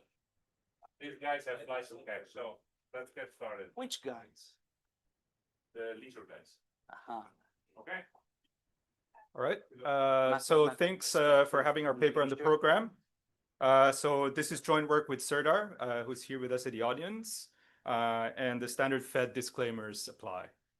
So there's a large, very active, and also very crowded literature on unemployment insurance. You've got empirical studies that think about and measure the disincentive effects of UI. And taking these estimates as given, you have quantitative studies that analyze the positive and normative implications of unemployment insurance. So the question is, why write yet another paper in such a crowded literature? So now, the starting point of this paper is the idea that unemployment insurance recipients might be a very selected and very unique group of individuals. What do we mean by this? To become an unemployment insurance recipient, you need to go through many layers of selection. First, you need to become unemployed. And to become unemployed, that's a risk that's highly concentrated on certain groups of people. Once you're unemployed, you need to become eligible. That depends on your state and your own labor market history. And finally, in the US, take-up is imperfect. So even if you're eligible, claiming benefits and actually receiving it is an endogenous choice. So in the end, you might end up with a very unique composition of unemployment insurance recipients that look nothing like your average unemployed, that look nothing like your average worker, right? So the problem is there's really a lack of data in terms of allowing us to understand and characterize who these unemployment insurance recipients are. And due to this lack of data, and understandably so, papers or standard models that have studied unemployment insurance are constrained to sort of think about and employ full eligibility, full take-up, the same replacement rates across individuals. And sometimes they would model, let's say, partial take-up, partial eligibility, but still, this would be fairly random. Okay, so what are we going to do in this paper? The thing about the literature on unemployment insurance is, the slight irony is, in the end, there's been very sparse work on a comprehensive look at, guess what? Unemployment insurance rules and regulations. So that's exactly what we're going to bring in today, which is a comprehensive look at unemployment insurance rules and regulations that previous studies studying unemployment insurance couldn't really account for. So what are we going to do? The Department of Labor every year publishes close to 100-page PDF detailing eligibility rules, payment amounts, payment durations, okay? And what we're going to do, so this varies across states and over time for almost 3 decades. What we're going to do, and this was unfortunately before AI, is we digitized all these rules and regulations, okay? And using that, we can merge that to microdata, and we can understand at the individual level who's eligible, who's taking up, what determines these objects, and how these change in terms of dynamics over the unemployment spell. So ultimately, what we'll be able to do is we'll be able to document how these unemployment insurance outcomes relate to other objects we care about, like wealth, previous earnings, labor market outcomes. And what we're going to do is we're going to take a standard model, purposefully so. So that's going to be key ingredients, incomplete markets, frictional labor markets. And what we're going to do is ask the following question: does accounting for the characteristics of UI recipients alter our optimal UI policy prescriptions? Okay. So a brief overview of what we find. In terms of our empirical findings, we're going to find substantial heterogeneity within the unemployed, right? So the income poor are going to be more likely to be unemployed. That is well known in the literature. Okay? But what's going to be novel is the ideas about how eligibility and take up and its dynamics. So we're going to find that if you're income poor, you're less likely to be eligible. But if you're eligible, more like the wealth poor are more likely to take up these benefits. In terms of dynamics, the eligibility rate declines while the take-up rate rises over the unemployment spell. So the standard model, one that homogenizes eligibility, take-up, and replacement rates, will really have no hope at matching those empirical findings. What we're going to do is we're going to take the standard model, change it in parsimonious ways, okay, in such a way that we'll call it the baseline model, in such a way that we can speak to these empirical findings. And then we're going to ask, in the baseline model versus the standard model, do our optimal policy prescriptions change? Okay? And what we're going to find is that optimal policies is going to be much more generous in a model that captures this heterogeneity within the unemployed. And the optimal policy will yield welfare gains an order of magnitude much larger than that of what the standard model would prescribe. So just to give you a sense, that optimal policy will prescribe full eligibility upon job loss, roughly 80% replacement rate, and for longer durations, whereas the standard model will prescribe a much less generous policy. Now, we acknowledge that modeling specifications and modeling choices will affect the precise value of that optimal policy, right? So in the paper, what we're going to do, and hopefully I'll get to that later, is that we're going to explore plausible alternative specifications of these models, but apply to both the baseline and the standard model. And what we're going to find is that indeed the precise value of optimal policy might change, but a model that captures heterogeneity within the unemployed will prescribe a much more generous policy versus a model that doesn't. Okay, I saw.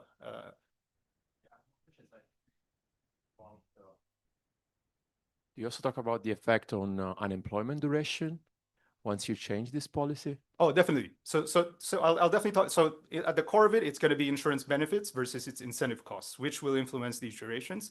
And I'll talk about, you'll see some intuition later why that's going to be the case. Yeah, thanks. All right. So let me go on to empirical findings. Okay. First, I'll have to bore you a little bit about the complex unemployment insurance laws in the US. So first, in terms of unemployment insurance eligibility, there are really two major criteria. First are non-monetary eligibility rules. So this is mostly a valid reason for job loss. So you can have quit and really expect to claim unemployment insurance. The second, and importantly, are your monetary eligibility rules. So you would need to satisfy some combination of the following requirements. Say at least 2 quarters, let's say, of positive earnings or minimum hours worked in what we call a base period. Base period is prior to job loss. We look at 5 quarters prior to that, and we look at the first 4 quarters of activity there. You would sometimes, or oftentimes actually, be required to meet minimum base period earnings. Sometimes you would look at a different window, an alternative base period, if you don't qualify for the base period. And states would often also look at quarter-specific earnings. Like, look at your base period, you take the highest earning quarter, and that must meet some amount, okay? Other states would also require you to meet a certain minimum weekly benefit amount. Now, importantly, I'll show you later, these rules vary significantly across states, and they also vary a lot over time, okay? Now, one might think, well, there are other rules as well, okay? So states also impose rules on payment amounts and benefit formulas. States also impose rules, different rules on payment durations, okay? So these are the laws that we're exactly going to incorporate in this analysis. Now, so clarifying question, does the duration of the benefits start from the start of unemployment or from the moment you go and ask for the benefits? That's a great question. So it is a decision when to file a claim. And so you could essentially file a claim 2 months later or 3 months later. Later, I'll show you some results on, there's a distribution of when individuals make a claim, but the short answer is it doesn't start immediately. So there is a process and you can actually have a choice of when you actually want to start claiming. Are you assuming that someone who loses a job is looking for another job in the same state, or are you allowing for rules across states? We do incorporate, so what we rely on will be information on where you work. Suppose we observe you losing your job. We know the state you were working in, and we know where you reside today, and we're going to apply state rules based on that. Yeah. But that means you're not looking for a job in a different state. Well, so you lose your job in Boston and you're looking in Hartford, you're not covering that. Well, insofar as unemployment insurance eligibility rules are concerned, and continued eligibility rules are concerned, you just need to be looking for work. So it could be you lost your job in Boston, you claim from Boston, you are eligible based on Boston's rules, based on Massachusetts rules, and you could be looking for work in other places. That's totally fine.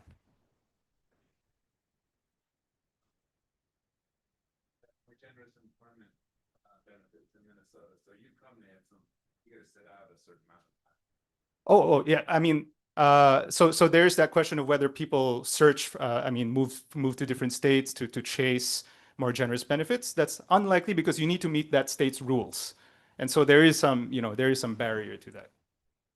Right? Thank you. So let's get to the core of the problem. There are two challenges in estimating unemployment insurance eligibility upon unemployment. Okay, so take your favorite microdata, take the PSID, take the SIP, take the CPS. They will provide information about unemployment insurance receipt. I can tell if you got $50, $200. I can tell if you got zero. The problem is when that variable, unemployment insurance receipt, says zero, you really can't tell if that person did not receive benefits because they were ineligible, or that they did not receive benefits because they were eligible, but they just decide to leave money on the table. Okay, so, but one could say, well, why not just put in a simple rule on this microdata and then get on with it? Now, the problem is we really can't assume the same unemployment insurance eligibility laws across states and over time. So let me just give you an example. You've got Illinois and Georgia. These are two states that require at least 2 quarters of employment in the base period, but they differ in other rules. So Illinois, in 2005 and 2009, it required $1,600 in the base period and a minimum of $440 outside of the highest quarter in the base period. Okay. Now, Georgia in 2005 required the same amount in the base period, a different amount in the highest quarter. So that's different from Illinois in 2005. And then in 2009, Georgia says, well, I'm changing my rules. It's going to be $1,134 in the 2 highest quarters of the base period and a minimum of $756 in the highest quarter of the base period. So that's different from itself in 2005. So these are exactly the specific rules we're going to digitize and merge with the microdata. So before we get onto the meat of the paper, I just want to show you the results of this sort of exercise. Okay? What I'm showing you on the left panel are the total earnings, nominal dollars, y-axis, required in the base period by state. So this shaded region here are states. Okay? So take 2023, you've got a minimum of $100. That's going to be Hawaii. And you're gonna have $8,000. That's gonna be Arizona, and you got the percentiles in between. Now, we took an example, Massachusetts. Okay, that's the black. Oh yeah, perfect. We're here. You've got the dashed black line, and what you'll notice is the following. On the right panel, you've got the earnings required in the highest quarter. So notice that's actually 0 for Massachusetts. That means it didn't have such a rule. And in 2011 and 2012, it actually exercised or imposed such a rule. And in fact, it became the highest across all states for those 2 years. Now, the interesting thing is that it was also precisely during this time when we saw a lot of unemployment insurance extensions, right? It was the Great Recession. So Massachusetts was at 30 weeks prior to the Great Recession. It went up to 99 weeks in 2011 and stayed high for long. So this sort of demonstrates the idea that during times when states extend benefits, which is something we've always looked at, there are these underlying changes in the background on eligibility rules. In Massachusetts' case, it was running into its unemployment insurance budget constraint, and so it had to stem the flow of UI claimants as well. Importantly,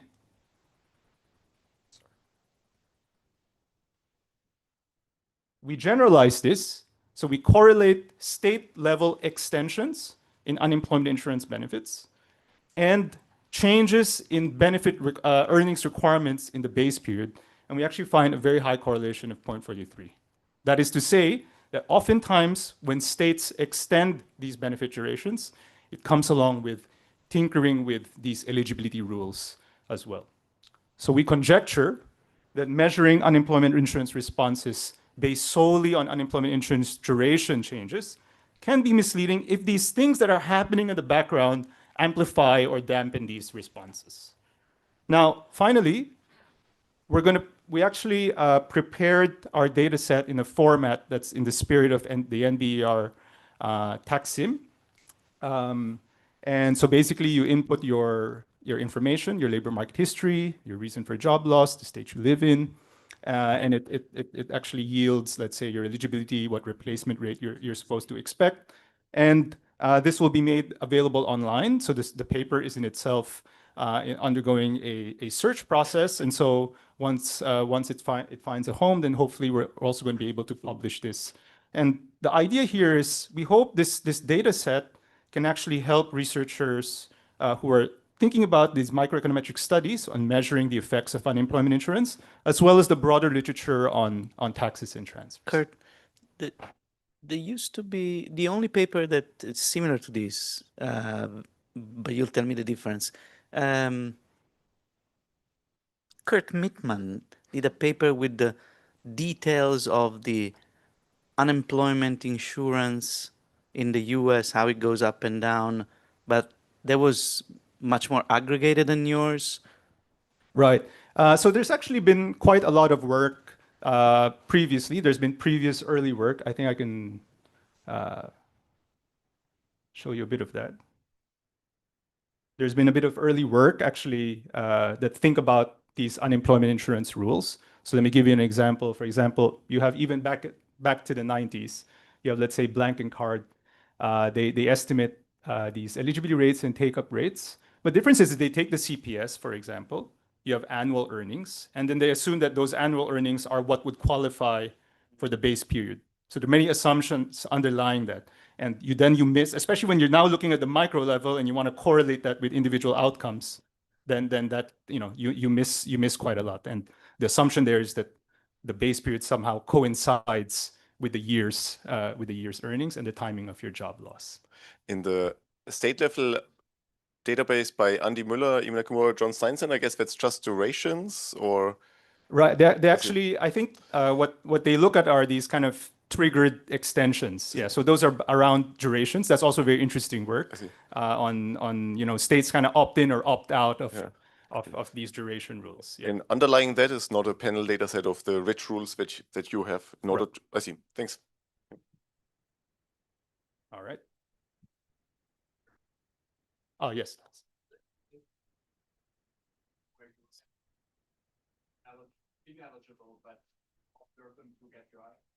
Okay, that's also a very good question. So we, of course, have to validate sort of this whole process. And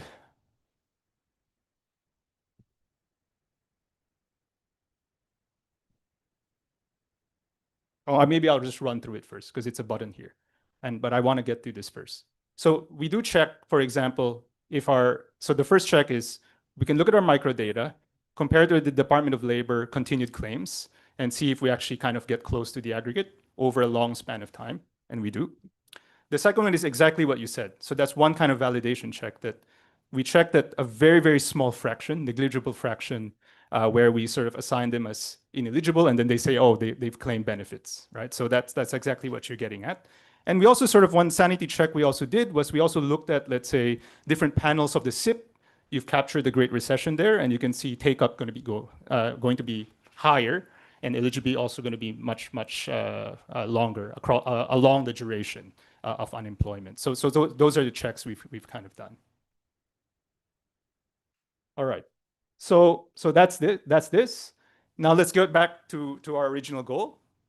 What we're showing here are eligibility rates and take-up rates. So basically, think that you have your microdata, you have the SIP, suppose.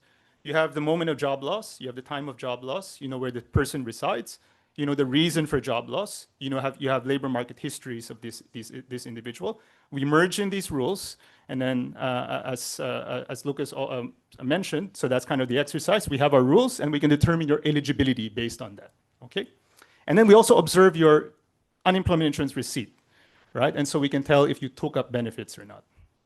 So the left panel is the eligibility rate. That's the fraction. Numerator will be basically eligible. The denominator will be unemployed.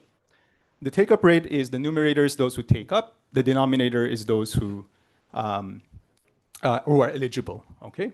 So let's look at the eligibility rate. X-axis is your unemployment duration. So at the start, it's around 58%. It rises a little bit. That small composition effect is that a lot of the early leavers are actually ineligible workers. Okay, and then that goes down substantially, especially at month 6. Now, one might think, why don't we go to 0?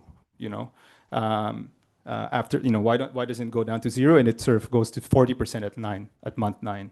The reason behind this, there's a lot of there's delayed take-up. I think that's kind of what Guido was also mentioning. And also, you have, it's not that all states are 6 months or 26 weeks. There are states who actually have benefit durations above 6 months. Now, if you look at the other picture, that's the take-up rate. You'll see that it starts at also around 58%, and it rises over the unemployment spell. Now, yes. All right. So what happens if we strip out composition effects? Okay. So one way we did that is, I'll show you the red lines. These red lines it's a sample of workers who are at least 9 months unemployed, right? And so we can actually do this for 8, for 7, for 6. So this is 9 months, okay? And you'll see that you still get the declining profile in the eligibility rate, and you'll still get that increasing profile in the take-up rate. So one thing that initially puzzled us was why this eligibility rate upon job loss is much higher in the red line. Because one might think that these are long-term unemployed individuals. They are likely to have lower income prior to job loss, and so they might not meet these eligibility rules as much as the average unemployed. Now, the reason behind that actually is that that's true, but then these individuals are also more likely to be laid off, right? So they also are more likely to meet the non-monetary eligibility rules. In terms of the take-up rate is also much higher for these individuals. And that, as I'll show you in the next slide, that will have a lot to do with their level of self-insurance and how much wealth they possess. Finally, you'll see that around 30% of individuals, like on this right panel, actually don't claim benefits even up to the 9 month, okay? Even if they're eligible, right? So as I said in the next slide, I'll show, probably these individuals are well insured, right? And we also conjecture that maybe there are some individuals who may not even be aware of their eligibility because it is a complex system. So yeah. Throughout the Great Recession, the 7 or 8, 9, that was a period when 9 months was around. But you don't have to. Okay. Okay. Well, I wanted to, but so that's a good question, because actually I should have mentioned these are all this is 1996 up to 2007. We cut off the Great Recession. If you look at the Great Recession, you'll see similar patterns, but eligibility rate is just much flatter. They have longer durations and higher take-up. So can I ask about that? Oh, you go. So I guess a clarification. So eligibility in some sense is very mechanical, at least once unemployment occurs. But the take-up rate is obviously endogenous choice. So I can think of 3 reasons, for partial take-up rate. One is information. The second one is some kind of stigma, and the third is hassle, like pure hassle. Okay. Right. So do you want us to focus on one of these explanations, or I mean, is it important for you this whole sort of discussion of how take-up rate varies with unemployment duration and where we're going next? Right. So the way we think about it is as follows. So you're right to say that there are many reasons why someone might not take up these benefits. And in the model that we're going to think about it is this is just a cost. This is a barrier. It could be an information barrier. It could be a barrier of actually showing up to fill out the paperwork. It could be a barrier of stigma and your fear of being labeled as a claimant. Now, the question is, given your own needs and your own, your own level of your own ability to self-insure, will that surmount these barriers and make you actually proceed to claim? Yeah, but is there anything, I guess, in the data that can tell these stories apart? Because the treatment, so the policy intervention, varies a lot across these 3 explanations, right? If it's information, it's just inform. I mean, I'm thinking about Casey McQuillan paper, and I'm sure you're familiar with where they have this information treatment, right? And they show that it's actually very effective. Right. So they claim it's an information story, right? But then, it sort of matters in the end. It matters a lot in the end. Right. What the source of the friction is. Right. So we're not going to be able to tell apart these sources. Kind of the message actually we're going to try to bring is taking these constraints as given and taking these barriers as given. I might be jumping ahead here, is that these barriers actually serve as a tool to allow individuals to self-select into the program. Yeah. I was just wondering, it's just a clarification question. On the red line on the right, I would have intuitively expected a cumulative take-up rate, right? Right. I'm surprised the red line is going down. I thought I start claim. If you tell me this many, you said 30% are not claiming unemployment duration at 9 months. So why is the red curve going down? So there are two things I kind of want to say about that. The first one is, once you get to 6, 7 months, 8 and 9, our sample really becomes rather thin. But this sorry, I thought these are all people that stay 9 months. I'm looking at the red line on the right. Right. Yeah. And so now, in terms of why it declines, it could be that individuals who were taking up, they've sort of went on to find jobs, or they've sort of went on to. But these are all people that are unemployed for 9 months. How could they have taken a job? Exhaustion, UI exhaustion. So these are, sorry, can you repeat that? I thought these are all people that are unemployed for 9 months. So how can they have taken a job earlier? Oh, sorry. Yeah. So for the take-up rate, for it to decline, you might have individuals, because for example, there's some things that we actually miss in the data. So I kind of get your question now. So for example, there are continuing eligibility rules, for example, that we don't observe. That you need to be showing up to the UI office, you need to be proving your continuous eligibility. And so those things our process cannot capture. And so that could be one sort of explanation as to why this might be changing. Quick one. People in other literatures, is this measure like how many days does it take to open a business? You could probably do something with all these if you had the right data. How long does it take you to fill it out? If it's all online, you take 10 minutes in this state, and you have to go down there and wait in line for 3 hours in this state. You could do some rough thing maybe on that, just in the future. Yeah, that's a good idea. Yeah. Thank you. All right. So as I said, our exercise can actually allow us to split and correlate these unemployment insurance outcomes with other observables that we care about, like eligibility across income or previous earnings. So here, naturally, those below the median, the previous earnings distributions are going to be less likely to be eligible. And on the right panel, we can actually also split the take-up rate by individuals who possess high or low levels of self-insurance. We're measuring that with an asset-to-income ratio. And what we find is that individuals with high levels of self-insurance are less likely to take up these benefits versus individuals with lower levels of self-insurance. So taking these findings as given, Nick, yeah. In terms of, I was wondering for Philip's thing, are these people that rotate out of, say, into disability insurance and stuff like that later? And is that kind of important when you later think about your policies, that there is some, Right. So UI is suppose you're thinking about, let's say, other means tested programs like Medicaid. Suppose this income will count. So there may be some crowd out somewhere there. In fact, it's interesting you asked about DI. We're actually sort of writing a new paper on sort of the substitution between unemployment insurance and disability insurance, and that's something actually that does happen. That when in periods when you make unemployment insurance more generous, that could draw some people away from let's say a more expensive policy like DI. Yeah. So what's the next part of this talk? We're going to take these empirical findings. Okay. We're going to start with a standard model. I'll be clear what that will be. We're going to extend it along certain dimensions, and we're going to say for a model to be able to capture these empirical findings, does that change our understanding of what optimal policy should be?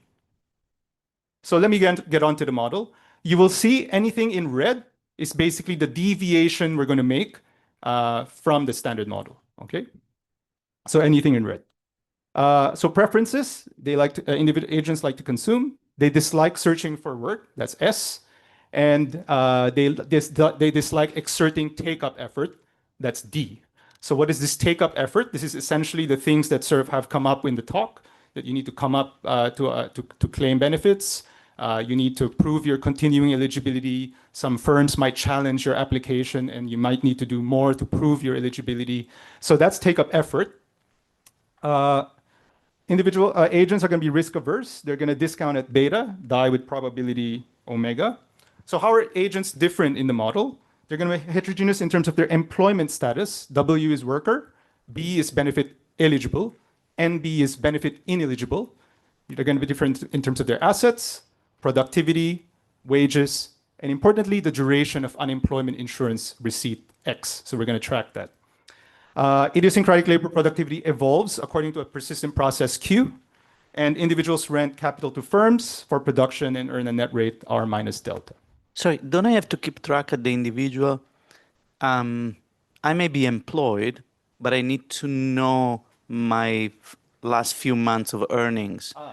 So that's a relevant state. Yes, it will be clear in the UI policy instruments because we're going to assume fixed wage contracts here. We're going to track, once you're unemployed, we're going to record the last wage you had. Yeah. So a quick question about the specification. I mean, to apply, I think you have to spend your own time. I don't think you can delegate. So you might think the cost is actually opportunity cost of time, which depends on the job finding rate. You know, if you're a high income person who knows they're going to find a job quickly, the cost may be high. That additive form like this, right? There's no time constraint. Right. So the way we think about this, I think you make a good point in the sense that, so if I were to map it to how it comes out in the model, if you think, let's say, your chances are very high in terms of finding a job, this cost is, you know, this cost, you might just sort of reduce your take-up effort and not try to claim benefits Also, immediately. my consumption matters. I'm saying my consumption correlates with the wage I'm going to get, and right. And you know, my time is very valuable to produce that offer. I don't want to spend time in the unemployment insurance office applying for $600. I want to spend time to get $10,000. So, right. It's all it's all additive. But Right. no time, If you're low wealth. sorry, there's no time constraint. That's anyway. Well, although the D, there will be you can think of D as it's going to be, you know, it's going to be, there's going to be a bound on how much D you're going to exert. So you can think of that if you want to kind of think of it in that way as well, that some agents might exert maximal take-up effort. You can think of that as they're expending as much time as they could to claim. Yeah. Yes, sir.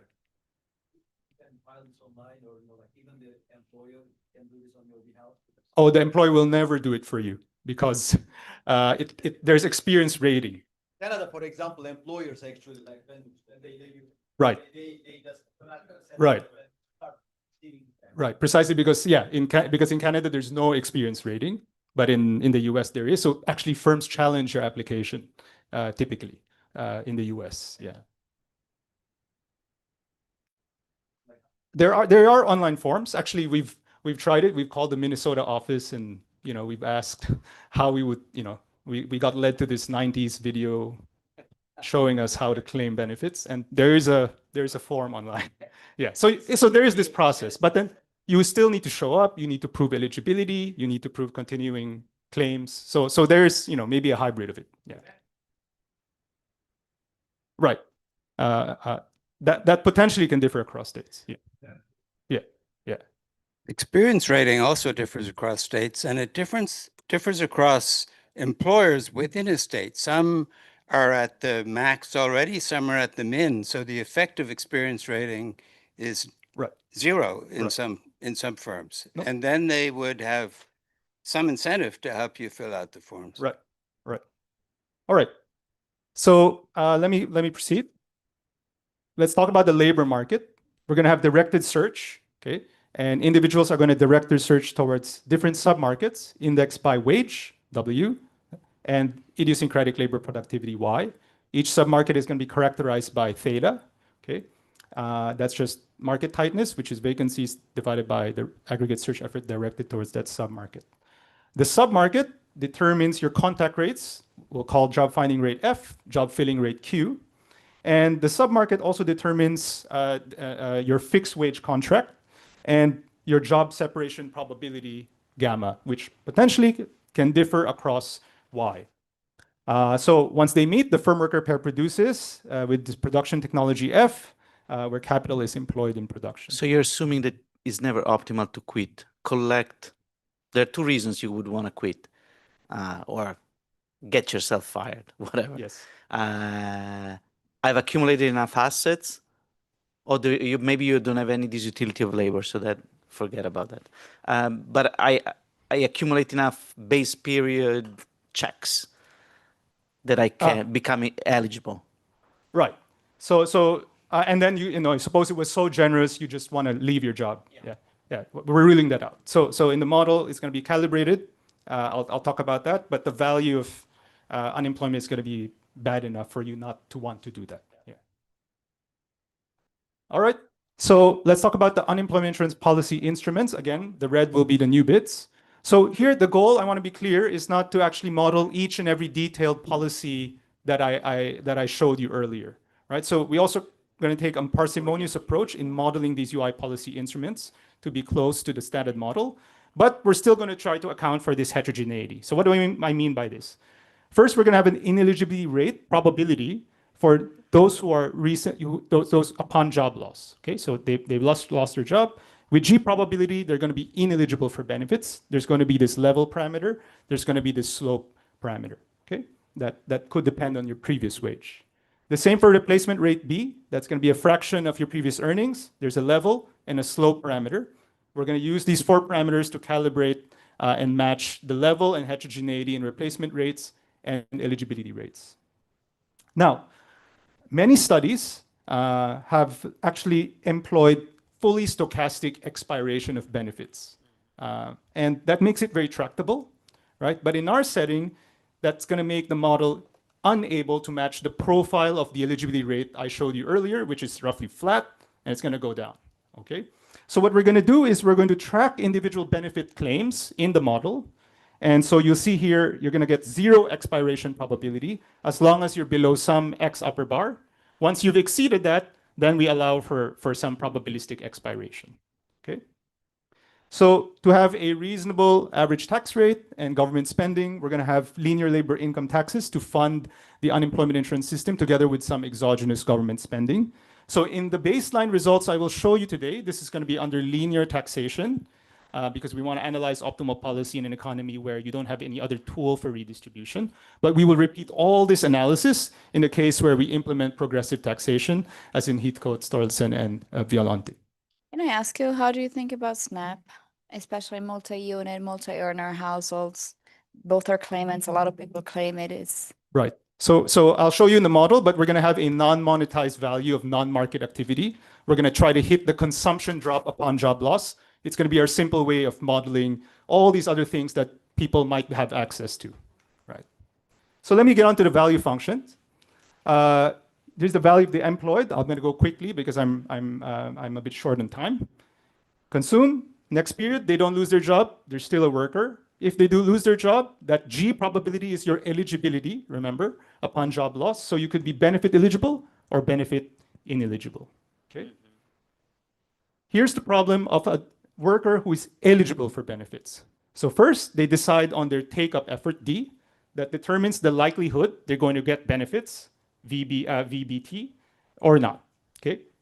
And of course, they incur this utility cost.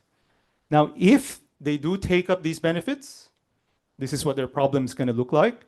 They exert search effort at a disutility. They're going to decide on which wage submarket they're going to search towards, okay? So with S times F tilde probability, which is job finding rate for that submarket, they're going to find a job and become a worker. With 1 minus F probability, your expiration function comes through, right? So we have to track your claims X plus 1, and you'll be eligible if you still qualify, and you'll be ineligible next period. If you no longer qualify, you'll get kicked out of the program. So the problem, so here's the budget constraint, which Elena was asking about. So we have this non-monetized value of non-market activity H, and you have your replacement rate over there. Why would it be so hard? So you have a G function that tells you, as a function of your last wage, whether you're going to be eligible or not. Yes. It wouldn't be so hard to track how long you've been employed, to, you know, to have the G function endogenous depending on how long you've been on the job. Right, right. So that would, I guess, add another state. Yep. Yeah.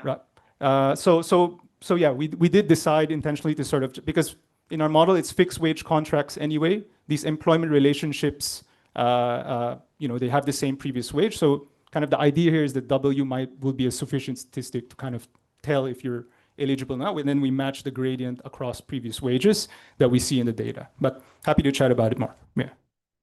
Okay, so there's the problem of the UI eligible who doesn't take up, they get no benefits. X remains the same. The ineligible is similar, but they don't regain eligibility. So let me briefly talk about. Sorry, what's the value of employment? What's happening there? So employment, exogenous separations, and yes. So that was the previous slide. The reason I'm asking is when you do the optimal policy here, there's no rule for social insurance to crowd out private insurance. So the fixed wage exogenous layoff case is like an extreme case.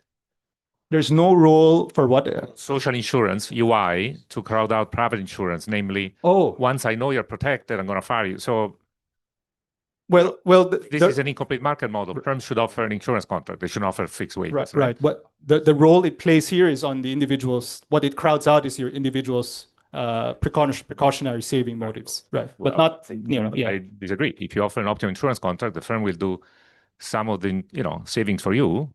So this is right. That's something I mean, at some point we have to start doing this properly with insurance contracts, and then we know that once you do social insurance, private insurance goes away. Right. And that's been the theme in other contexts. So Right. Yeah. So yeah, I totally understand. At this point, yeah, the crowd out happens on the household side. Yeah. All right. So let me talk a bit about our calibration. So these blue moments, if you had the standard model, you will match these moments on wealth inequality and the left tail of the wealth distribution, income inequality, average labor market flows. In addition, with the baseline model, we can match take-up dynamics, we can match heterogeneity in job flows, and replacement rates and eligibility rates. Now, we want to put the model to the test, the baseline model to the test. In the interest of time, I'm just going to summarize it. The model does well in capturing the dynamics of the eligibility rate and take-up rate. It does well in capturing the differences in take-up rate by income, eligibility rate by income and take-up rate by wealth, as well as the levels of self-insurance that individuals with different employment status and different unemployment insurance status, how much they possess. Of course, you see these red bits as well. The model is not perfect. It doesn't match certain, it doesn't do well along certain dimensions. For example, we don't match, let's say, the level of self-insurance we observe at the top. Now, let me show you one example, okay, one comparison. So here you've got the same data, the blue line, that's the eligibility rate, and you've got the same blue line from the data for the take-up rate. So we only target the first period, last period eligibility rate, and the model does fairly well in capturing the profile of the eligibility rate. In terms of the take-up rate, it does capture the increase in take-up rate over the unemployment spell. But in the model, there's really a stronger link between self-insurance and wealth and take-up. And so that's why you see a much higher slope over here. Okay. Can I ask, the model doesn't have the institutional richness that you have digitized, right? Right, there's very simple rules on, whether you are eligible, not eligible, and so on. How does that map? It looks like you could have done a lot with a model like that without doing your work. So I'm trying to see what the connection is. Right, I have to be very clear on this. So it is important. The work is still important because the model might be using simple rules like eligibility rate by your previous wage. But to obtain the targets, let's say how that eligibility rate varies across the wage distribution, that is disciplined by the data, and that is disciplined by the work that we did. So there's a perceived motion for people, and then there's a reality, and they right. Yes, Benj. Recycle Philip's question. You have the cross-state variation. Would that be a way to, in a sense, calibrate the model, or like calibrate the model once and then say, I only vary the policies according to the cross-state variation, and then see whether the two graphs here vary as the model would predict? I see. That's a good suggestion. Yeah. That's something we could do. Because you have the richness across states as well. Then, right. Yeah. Right. So, thank you. Okay, so let me get on to the meat of the main results. Okay, so what is the standard model? I'll go fairly quickly here. It's full take-up, homogeneous job flows, homogeneous unemployment insurance outcomes. We're going to match the same heterogeneity in income and wealth, but only average labor market flows. So we're going to sever the link between income and wealth and the heterogeneity in job flows and unemployment insurance outcomes. So the model will have no hope at matching take-up dynamics and all these other moments that I showed you.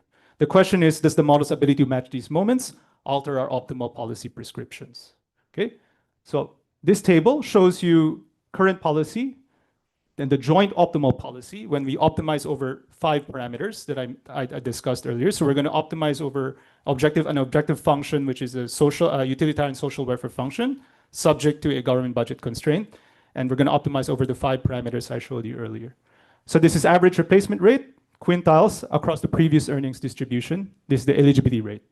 You'll see that the baseline model prescribes a much more generous replacement rate, much more full eligibility upon job loss, longer payment durations, and welfare gains of around 2% CEV, and around 40% of the population gains. If you go to the standard model, okay, you're going to get much less generous replacement rates, 11%, 82% eligibility upon job loss, and much shorter payment durations, an order of magnitude smaller welfare gains, and almost 100% of the population gains. Okay. Now, there's quantitative work in the literature as well that so in the standard model, we even optimize over 3 parameters, right? Payment duration, payment amounts, and eligibility. There's literature that also, quantitative literature, and a good benchmark would be Krusell, Mukuyama, Shahin in Restud, who only optimize over replacement rates. So we exactly do this, right? The replacement rate that we find is 19%, a welfare gain of around 0.25 CEV, which is actually close to what they find, right? So now I have 3 minutes, so let me give you the intuition behind the optimal policy, right?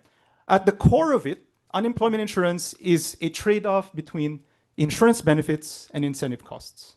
What we're arguing here is that when you have self-selection, when you have endogenous take-up, and we have unique set of unemployment insurance recipients, that could vary across the distribution.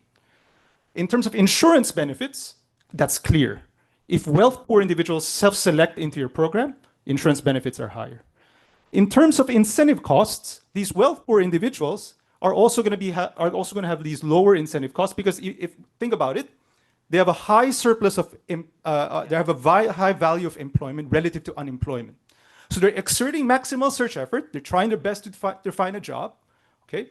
And for a wide range of unemployment insurance policies increases, they're not going to budge, right? But as you increase their wealth, at some point they're going to budge and say, well, I can find a harder to find job, higher paying. I'm going to reduce search effort. They become more elastic. It's non-monotonic.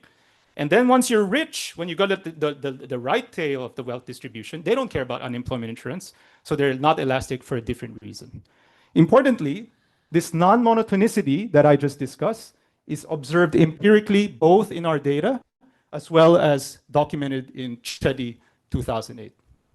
Now, we show in the paper that the main channel for the gap between optimal policies, more generous and less generous, actually lies in costly endogenous take-up. These take-up costs, one might think, well, if you're incurring take-up costs, then that actually makes the planner want to have less generous policy. That's true. But the difference is another channel dominates. When take-up costs works as a tool for self-selection, when individuals with the highest insurance benefits actually self-select and lowest incentive costs self-select into your program, that gives you leeway to offer much generous policy.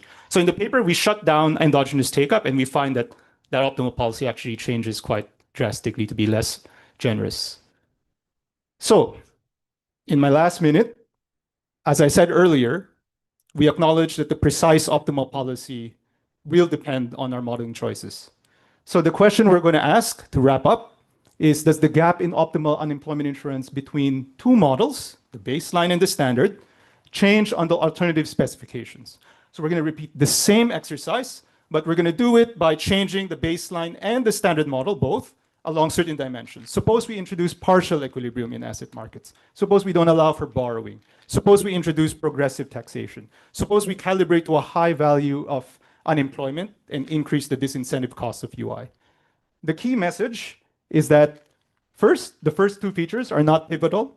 The last two will be. But importantly, regardless of the specification, optimal policy is going to be more generous in a model that captures this heterogeneity within the unemployed under all these different specifications versus a model that doesn't. Okay, so that's actually the more general message we want to convey. So let me conclude quickly, 3 lines. We construct a new database merging UI rules with microdata. We document the UI characteristics of UI recipients along income, wealth, and labor market outcomes. And we find that accounting for these findings changes our policy prescriptions. Thank you.